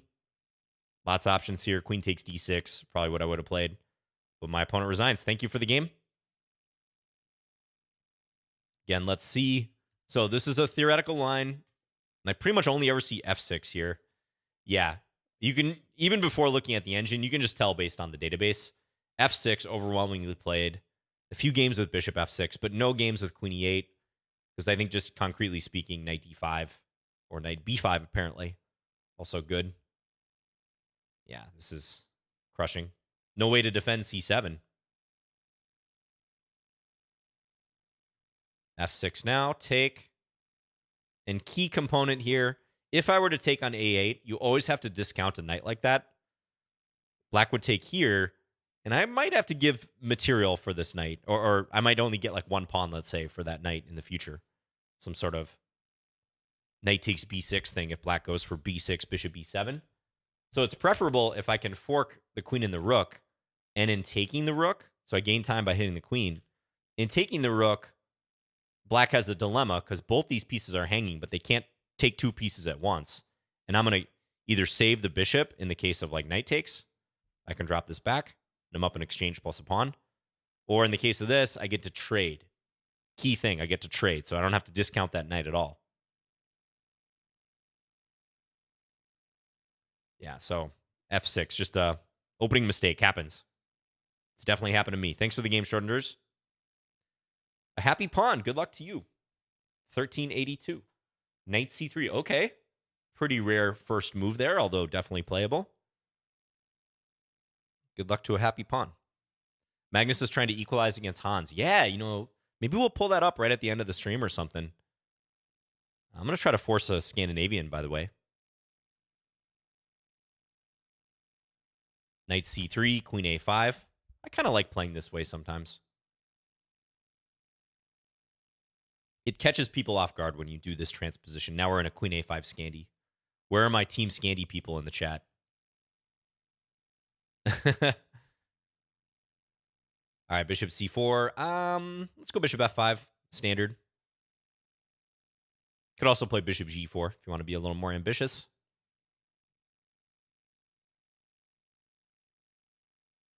Hello, Johnny Charisma. Thank you for tuning in. Oh, that's okay, Kevin, about the stream sniping. That's perfectly fine. As I said, we encourage it here on Lichess Plays. Any new content coming up on your main channel? Not especially, no. I've been posting some Title Tuesdays that I've been playing in recently, but I probably will post some climbing the rating ladders or maybe some Lichess arenas. But nothing I can explicitly promise, Basid. Dang, the YouTube channel is getting bombed with spam. It's getting eliminated right away, but the spam on YouTube is out of control sometimes. Let's challenge this knight.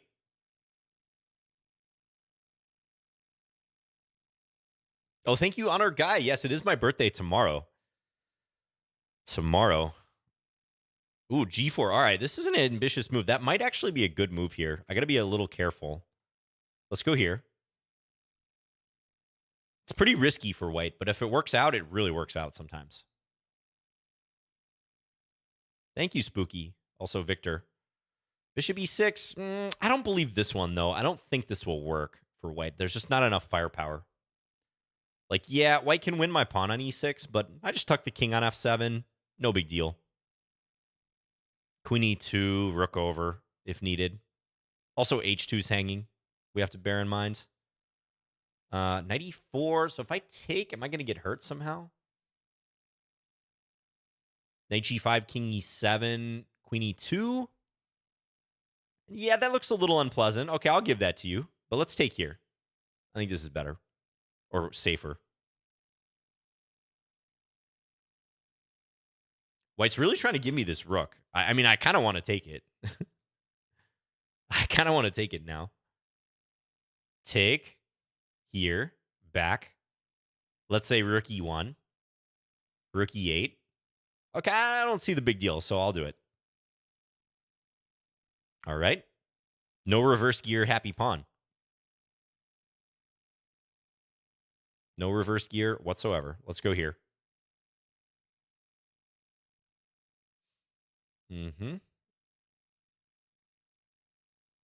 So if here, check, bishop e7. I've got so much material now. I think this is completely fine. Also, this makes way for queen takes h2. I'm threatening mate in 2.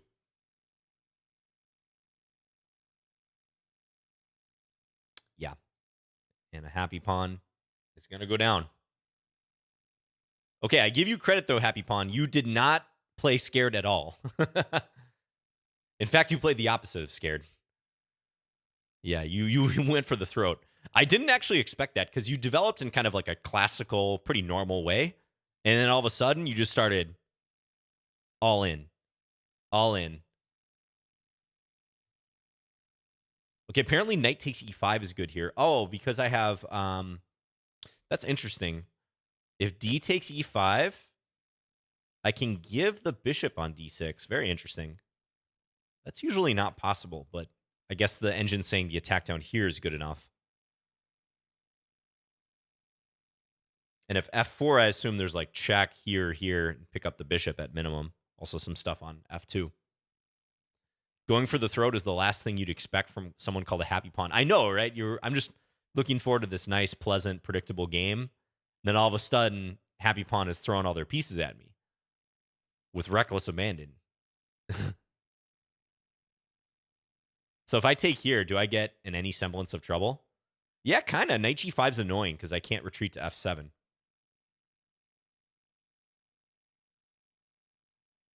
And if I go to f8 here, there's knight e6, so I'd have to throw some stuff in the way. This doesn't look as nice as I would like, so that's why I played knight takes e4. Apparently bishop h2 also good. Makes sense. But then I thought, okay, you're running out of ammunition here, happy pawn. Like, you're running out of pieces to throw at me at this point. Good game, though. I like the approach. Hey, if you guys are playing up in rating, or you play in a simul at some point, one of the worst things you can do is play passive. So I'd much rather have someone play like that, even if it borders on unsound, than play more passive than normal and just lose a game where they never had a chance. Trust me. Like, again, if you're ever playing a simul against a strong player, if anything, err on the side of being more aggressive. Okay, we're playing Neutrino Wombat. Playing the French. God knows why. I don't know. I hate the French. The opening. The opening. Not the people. I'm going to try for a quick trade of the light square bishops.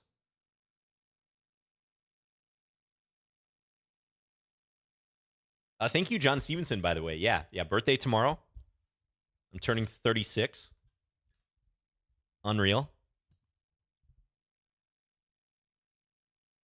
Lichess is French known. Be careful. Yeah, I know. Thibaut is French. No. I'm cool with the French. The people. It's just the opening. I don't like the opening for white or black.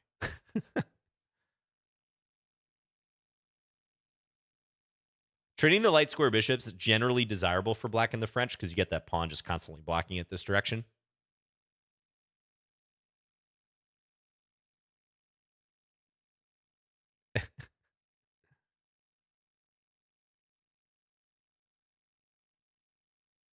I mean, I'm open to suggestions against the French defense, but I haven't found a line that I clearly just like against it.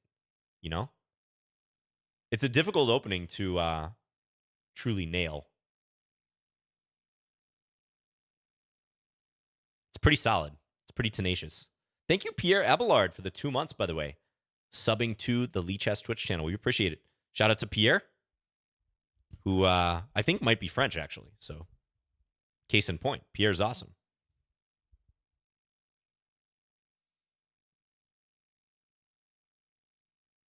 Yeah, big time supporter and viewer of my channel as well. Thanks again, Pierre. Okay, let's go rook b6. I got to be careful here, no doubt. I'm somewhat playing with fire without developing here, but the position remains kind of closed, so I think I can get away with it. I wonder if like knight takes d5 is starting to work at all for white. Let's close this off. Now with the bishop sitting here, I feel better, but I wonder if knight takes d5 was actually playable on one of those moves. Let's go here.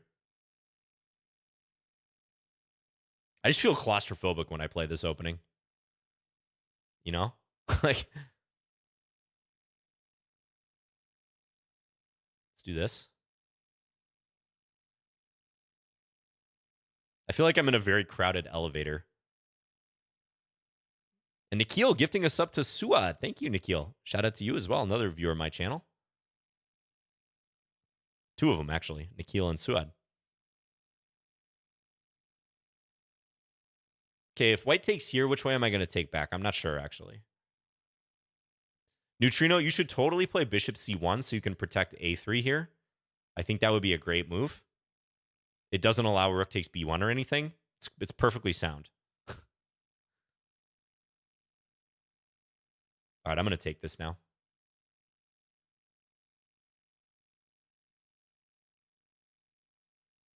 Could you expand on that elevator comment? I think that kind of speaks for itself, right? Like I just feel like I'm in an elevator and people are packing it in. A crowded elevator.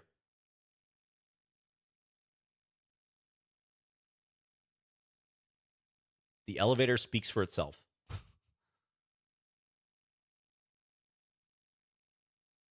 All right, so we're looking good here. I think knight d2 is the only bit of counterplay my opponent has. Should I do this? I don't know.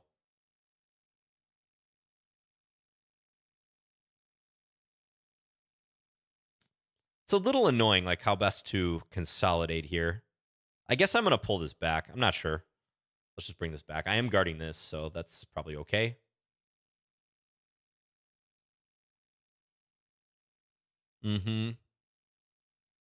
I guess this is worth defending. Oh, we got a raid. Sabina raiding with 37 viewers. Thank you, Sabina. Appreciate it. Another Lichess Play streamer. Shout out to Sabina. Go check out our channel. Yeah, we are in our last half hour of Lichess Plays today. It's been fun. Still got some games to go. Hope you had a great stream as well. All right, let's advance this guy. I'm playing the French defense, Sabina, and I was just telling chat how I don't like the French defense for either color. It's just one of my least favorite openings. Not that it's bad, I don't really get it. I don't get the French. There's no threat here, right? Take. All right. Thank you, Neutrino, for the game. There was one moment I was really wondering about knight takes d5 in the opening. Let's see. I think you're better here. You're pretty much fully coordinated, and I am not. I'm crouching like a French defense player in a defensive stance. Where was it I thought it was interesting for you? Right here. This moment. Is this crazy? This might not be good. No, it's not good. Okay, I can take. Yeah, because I was thinking if I play knight f6, then you take here, and if I were to take back, knight g5 looks nasty. Your queen controls the e-file, so if something like this happened, this is the type of thing that just flashed through my head. But I guess I can take here. Still kind of interesting, but probably unsound. But that's roughly how I would be thinking about this if I were you. I don't like bishop e3, even though it does develop, because it blocks a lot of your opportunities down the file here.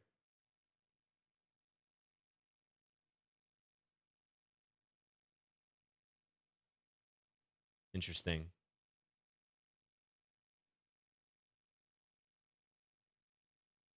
Bishop e2 is better here. Okay. Yeah, Neutrino, I think you did never quite get compensation after this. I mean, another thing, maybe you could have thrown in knight h5 somewhere. I feel like that move might have been annoying. Yeah, let's say round about here. Engine's pointing it out. Kind of put some pressure on the g-pawn. You can jump up to f6 if I ever move it. Might be unpleasant. Yeah, thanks again, Sabina. John, you should do a 72-hour stream someday. That sounds terrible. Hey, Spooky Pants. Another game against Spooky Pants. I think we had 2 last week. The algo likes choosing you, apparently. Okay, let's play knight f6. Yeah, Spooky Pants, for whatever reason, does get picked a lot. It's random, though. Thank you, SH Deerfield. Oh, French defense. All right. Let's play d6. d6, knight bd7. That's what I'm going to go for. Maybe gear up for e5.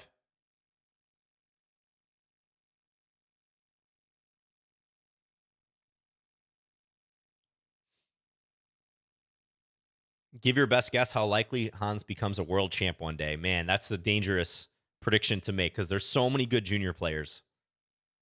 There's so many good juniors right now. I mean, from India and Uzbekistan alone, I think the next world champion is very likely to come from one of those countries. Could be 2030 or later, but I wouldn't rule it out at all. So, full credit to Hans. He's doing unbelievably, but the level of depth of talent in chess right now is unlike anything I've ever seen. Even close.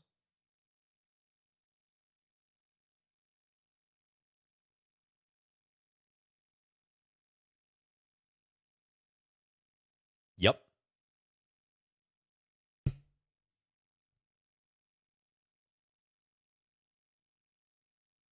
Any plans the rest of the day? I actually have a lesson in about an hour after the stream ends.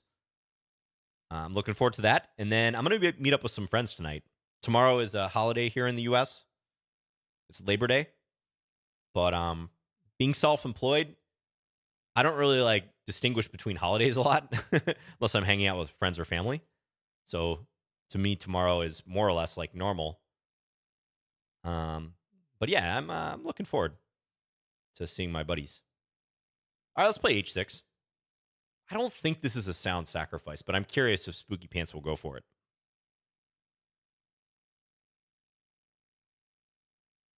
Doesn't go for it. Okay. Now, if I take here, then bishop takes e7, and then rook takes h5. Let's try to attack on the other flank. White's making some attacking overtures on the king side, although my king actually feels pretty safe now. So I'm going to try to attack here, which indirectly creates problems for white in the center now, as I have knight takes e4.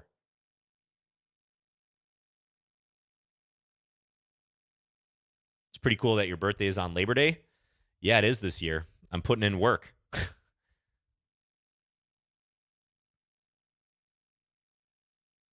Yeah, Uzbekistan did great in the Olympiad. They were really fun to watch. 100%. Okay. Now, this knight is awkward. I kind of want to attack it somehow, like this maybe. But I think I'm going to go knight c5. This just looks simpler, which also stops castling.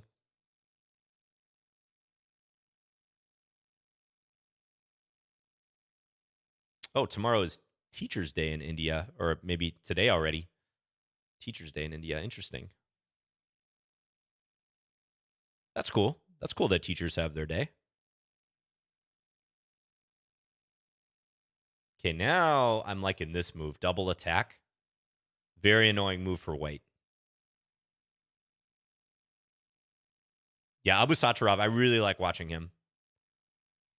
I really, really like watching him. He's one of those players from that group I think could be world champion someday.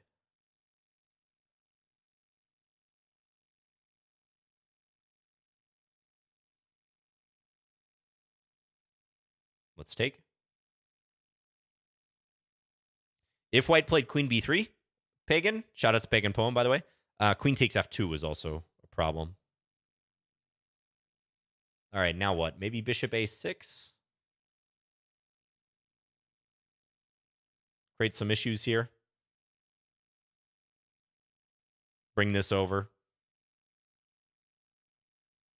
If white castles, bishop takes e2 is playable. I have that idea.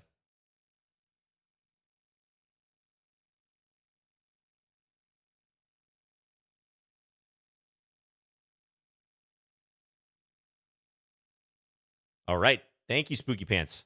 Appreciate it. Thanks for the game. So this approach against the London can be kind of challenging when black plays f6 because it does, or not f6, d6, blocks the bishop specifically.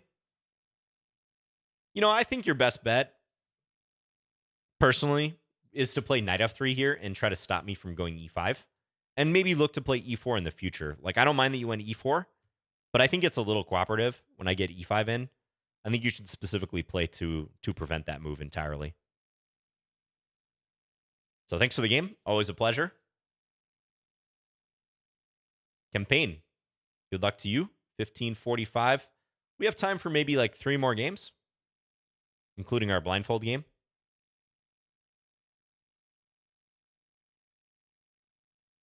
Campaign, are you there? We played twice. Okay. Maybe not there, though. Maybe AFK. We'll go on to the next one. I saw a bot was challenging me, by the way. It's not there anymore that I see. But I did see a bot. Okay, Mishu, good luck to you.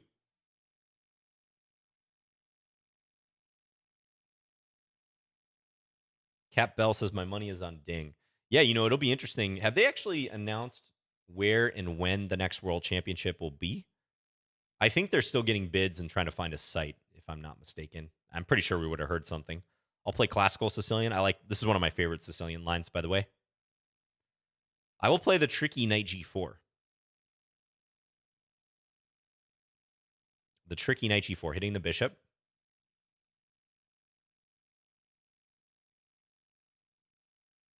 Okay. This is actually one of the best moves. That is one of the better moves that white can play. Now, do I play bishop d7 right away? Or do I take on e3? I'm trying to remember.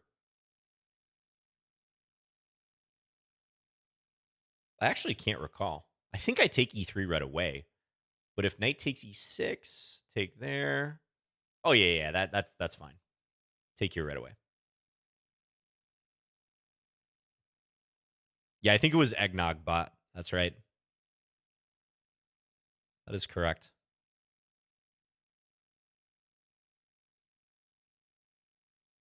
Yes, knight g4 is a challenging move. If white wants to avoid this line, they can play f3 first and then bishop e3. But this can get a little bit sharp. I don't think it's the greatest idea for white, but sometimes people play this from the white side intentionally, even though it looks really ugly.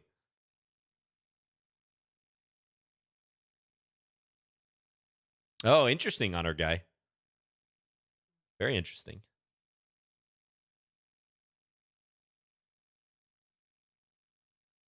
I think there's a line that goes castles, e6, queen f3, and then black plays queen f6 and sacks a pawn. Instead, queen d3. Okay. See, that doesn't look as challenging to me. I'm going to go g6 and try to send this here. Maybe white can win the c6 pawn in some cases, but I like fianchettoing this bishop if I get a chance. Ooh, and then we're going to have this bishop working down this nice diagonal towards the king.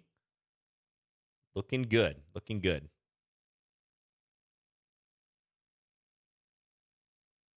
Yeah, I think that comment will need some explanation, Alpha Red. Alpha Red said, the recent candidates tournament is one of the coziest tournaments of all time. And then someone asked, cozy in what sense? I'm also curious. Like, did Hikaru make us a mug of hot chocolate before each round?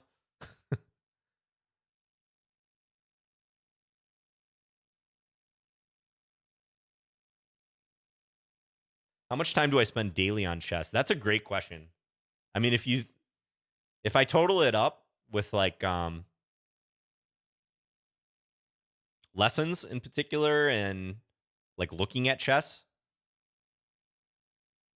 I'd probably say like, I don't know, probably like 4 to 6 hours. But we might have a pretty loose definition of what that encompasses. Actually, playing chess might be like 30 minutes on average per day.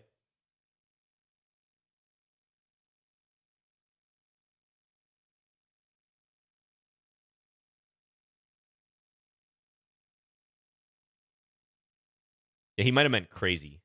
Might have meant crazy. Okay, let's try to induce another weakness. So if take, I'm mating. Ooh, I have an evil move I can play next. C4. That's a nasty move to face when you only have 26 seconds. Oh, yeah, it wins the queen now.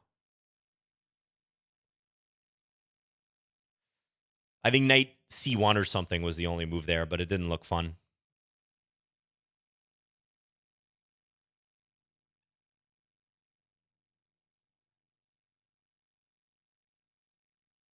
A cozy position for black, yeah. Knight d4 might have also worked, although the knight could be captured or pushed away, perhaps. Yes, thank you for the game, Mishu.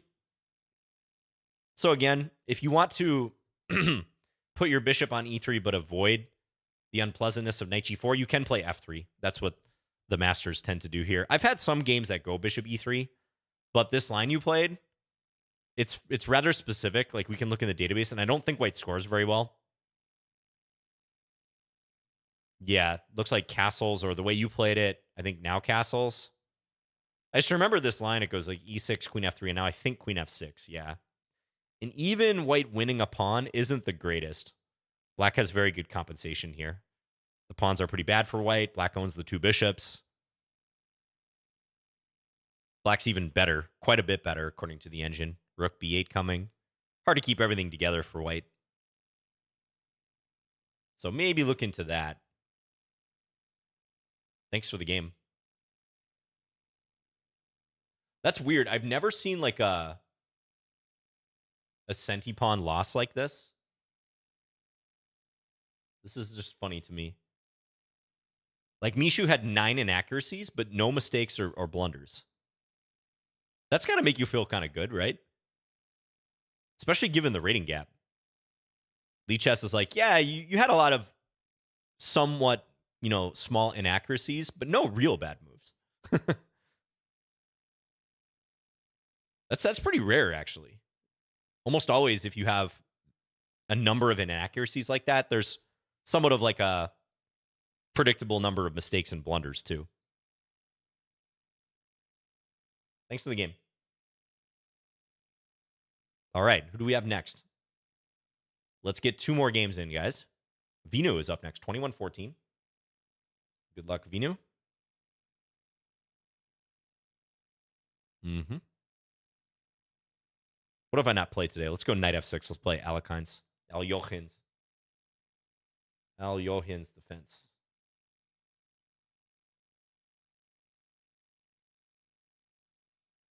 All right. Losing the queen isn't a blunder. Yeah, I'm a little surprised about that, too. I'm a little surprised about that one as well. But I think it's one of those things, like the engine just considers the position to be so bad for white already. It doesn't actually say it's a mistake.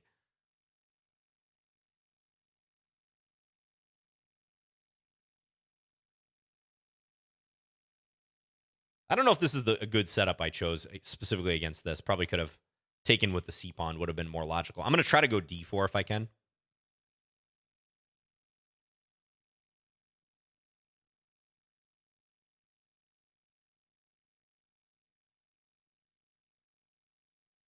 Yes, I do read the YouTube comments as well. Shout out to OJ Joe.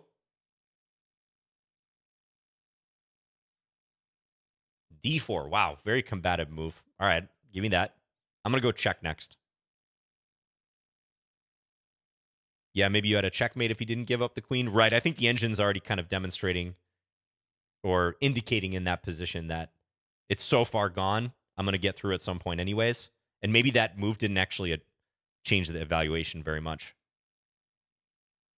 Even though to us it looked like a blunder. It's just castle.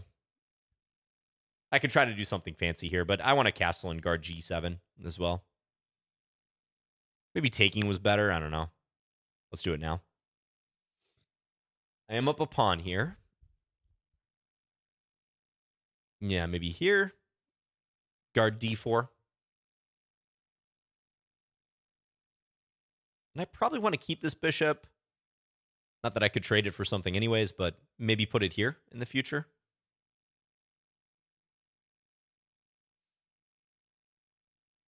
Okay, let's go here.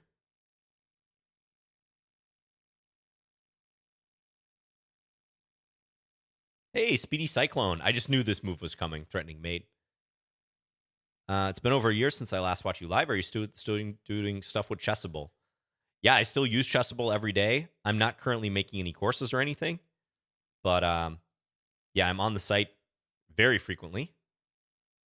And always checking out what Chessable is up to. So thanks for tuning in today.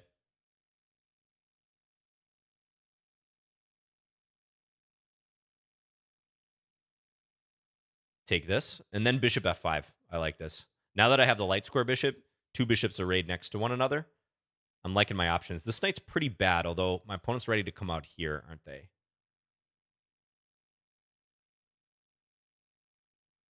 Oh no, my pawn moment? I'm trying to stop knight d2. I don't know how successful that will be, but yeah, this is probably a good move. Okay, I can go here, though. Set a few traps on the back rank. If bishop takes d4, I play queen takes. Okay, so h4. Do I have any sneaky stuff here, too? Probably not. Probably just go bishop f6.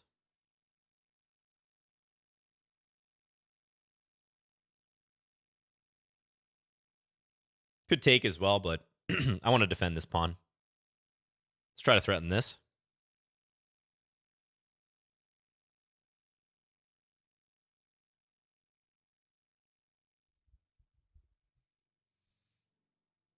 Still, this is unplayable because of rook b8.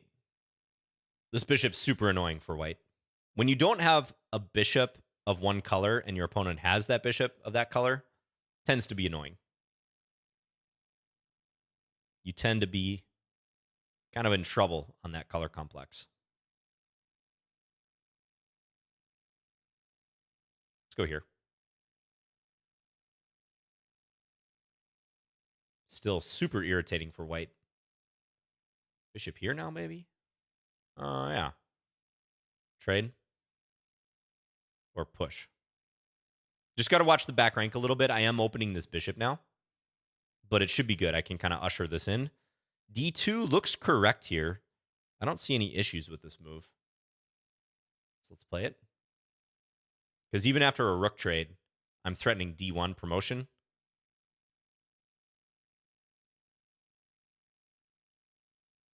If white takes with the knight, I take with the bishop back. I think that's all she wrote. The double ops, that's right.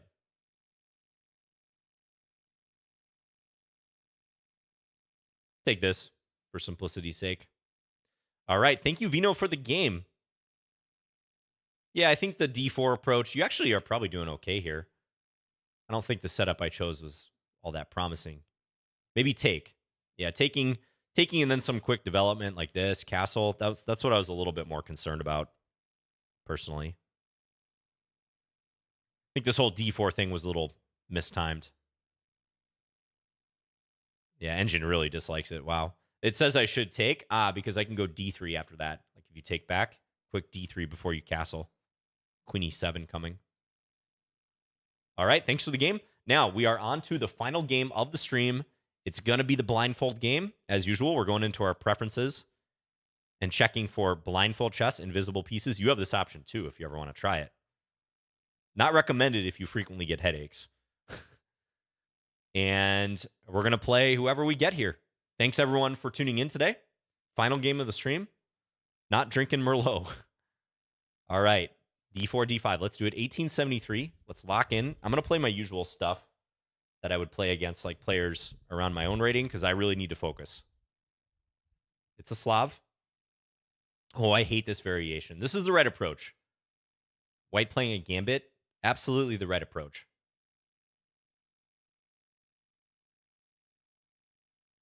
Personally.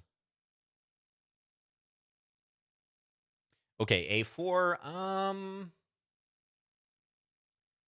Okay, I think I'm going to go H6 here. This is a bit of a pet line that I play. I like ruling out knight G5 in a lot of these cases. Now take. And then take here. Okay, I'm trying to support my pawn on C4. Bishop A3, yup.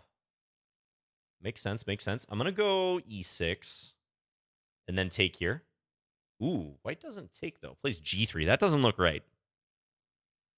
Nah, G3 doesn't pass the smell test. I'm going to take your bishop.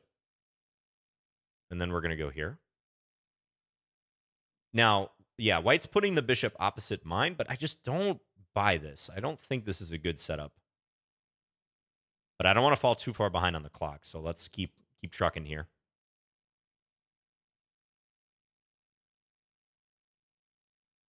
This should be pretty good. I've got 3 pawns versus 1, basically, on this wing. I'm blockading the center. White's minor pieces are kind of misplaced. This is usually pretty good.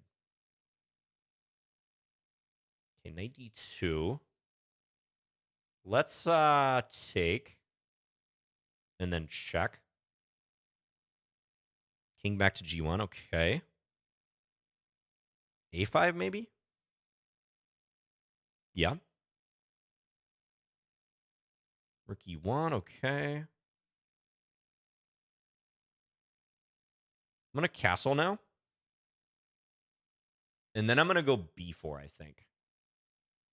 Because this disrupts this little structure here. Takes. Ooh, but takes is not going to be good, right? Let me think how I want to play this. Probably just pawn takes.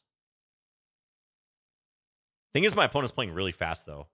The position's simplified, but I need to still be on guard here.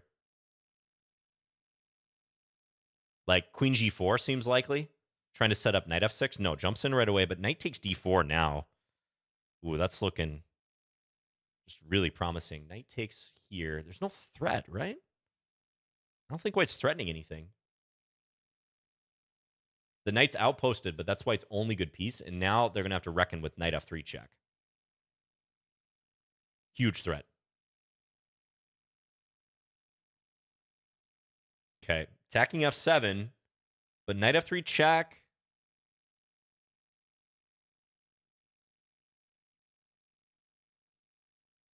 Yeah, let's play it. King F1 is forced here. Got to go here. Everything else is a discovery and just awful. Now, if I take E1, queen takes F7, king G8, or king H7. Yeah, I think I should just I think I should just take.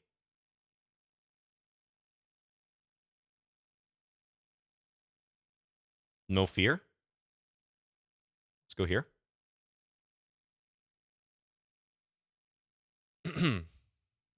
Knight F5. Oh, that's clever. That's clever. So if take, I see you. But can't I go here and then come back and take your knight? Check. White's threatening mate in 1, but now I actually have checkmate, right? There we go. Nice. Yeah, white's king sealed off from escaping anywhere. Thank you for the game. All right, I feel pretty good about that one. I saw that clear the whole way. White played a little too reckless, though. A little too reckless. The whole G3 plan, I don't think is very good. I think if you go bishop A3, you should take F8 here. And usually they try for like something such as this. Yeah, wow, the engine already absolutely hates white's position. Yeah, maybe rook A6 somewhere you could throw that in, try to block me from playing A5. Pretty much the only thing I had to manage was this knight coming into E4. But yeah, I think once the defense of the d-pawn destabilized, it looks like even here, suggesting stuff like queen G4. Thought you might try that at some point, Merlot, just to threaten knight F6. But it seems like I can pretty easily sidestep. Yeah, it's too much. Knight F3 check. We just had to make sure we don't fall for tactics. Ooh, queen H1 is even better here. But okay, I like queen D3. Queen D3 seems like a nice defense. I mean, I give you credit for this move, though. That's creative. I didn't see that coming. Idea being if I take, I lose the queen. I did not see that coming, but fortunately, it's just way too much material. Yeah, and had this been played, I was going to play queen takes F5. Okay, thank you for the game, and thanks everyone for tuning in to Lichess Plays.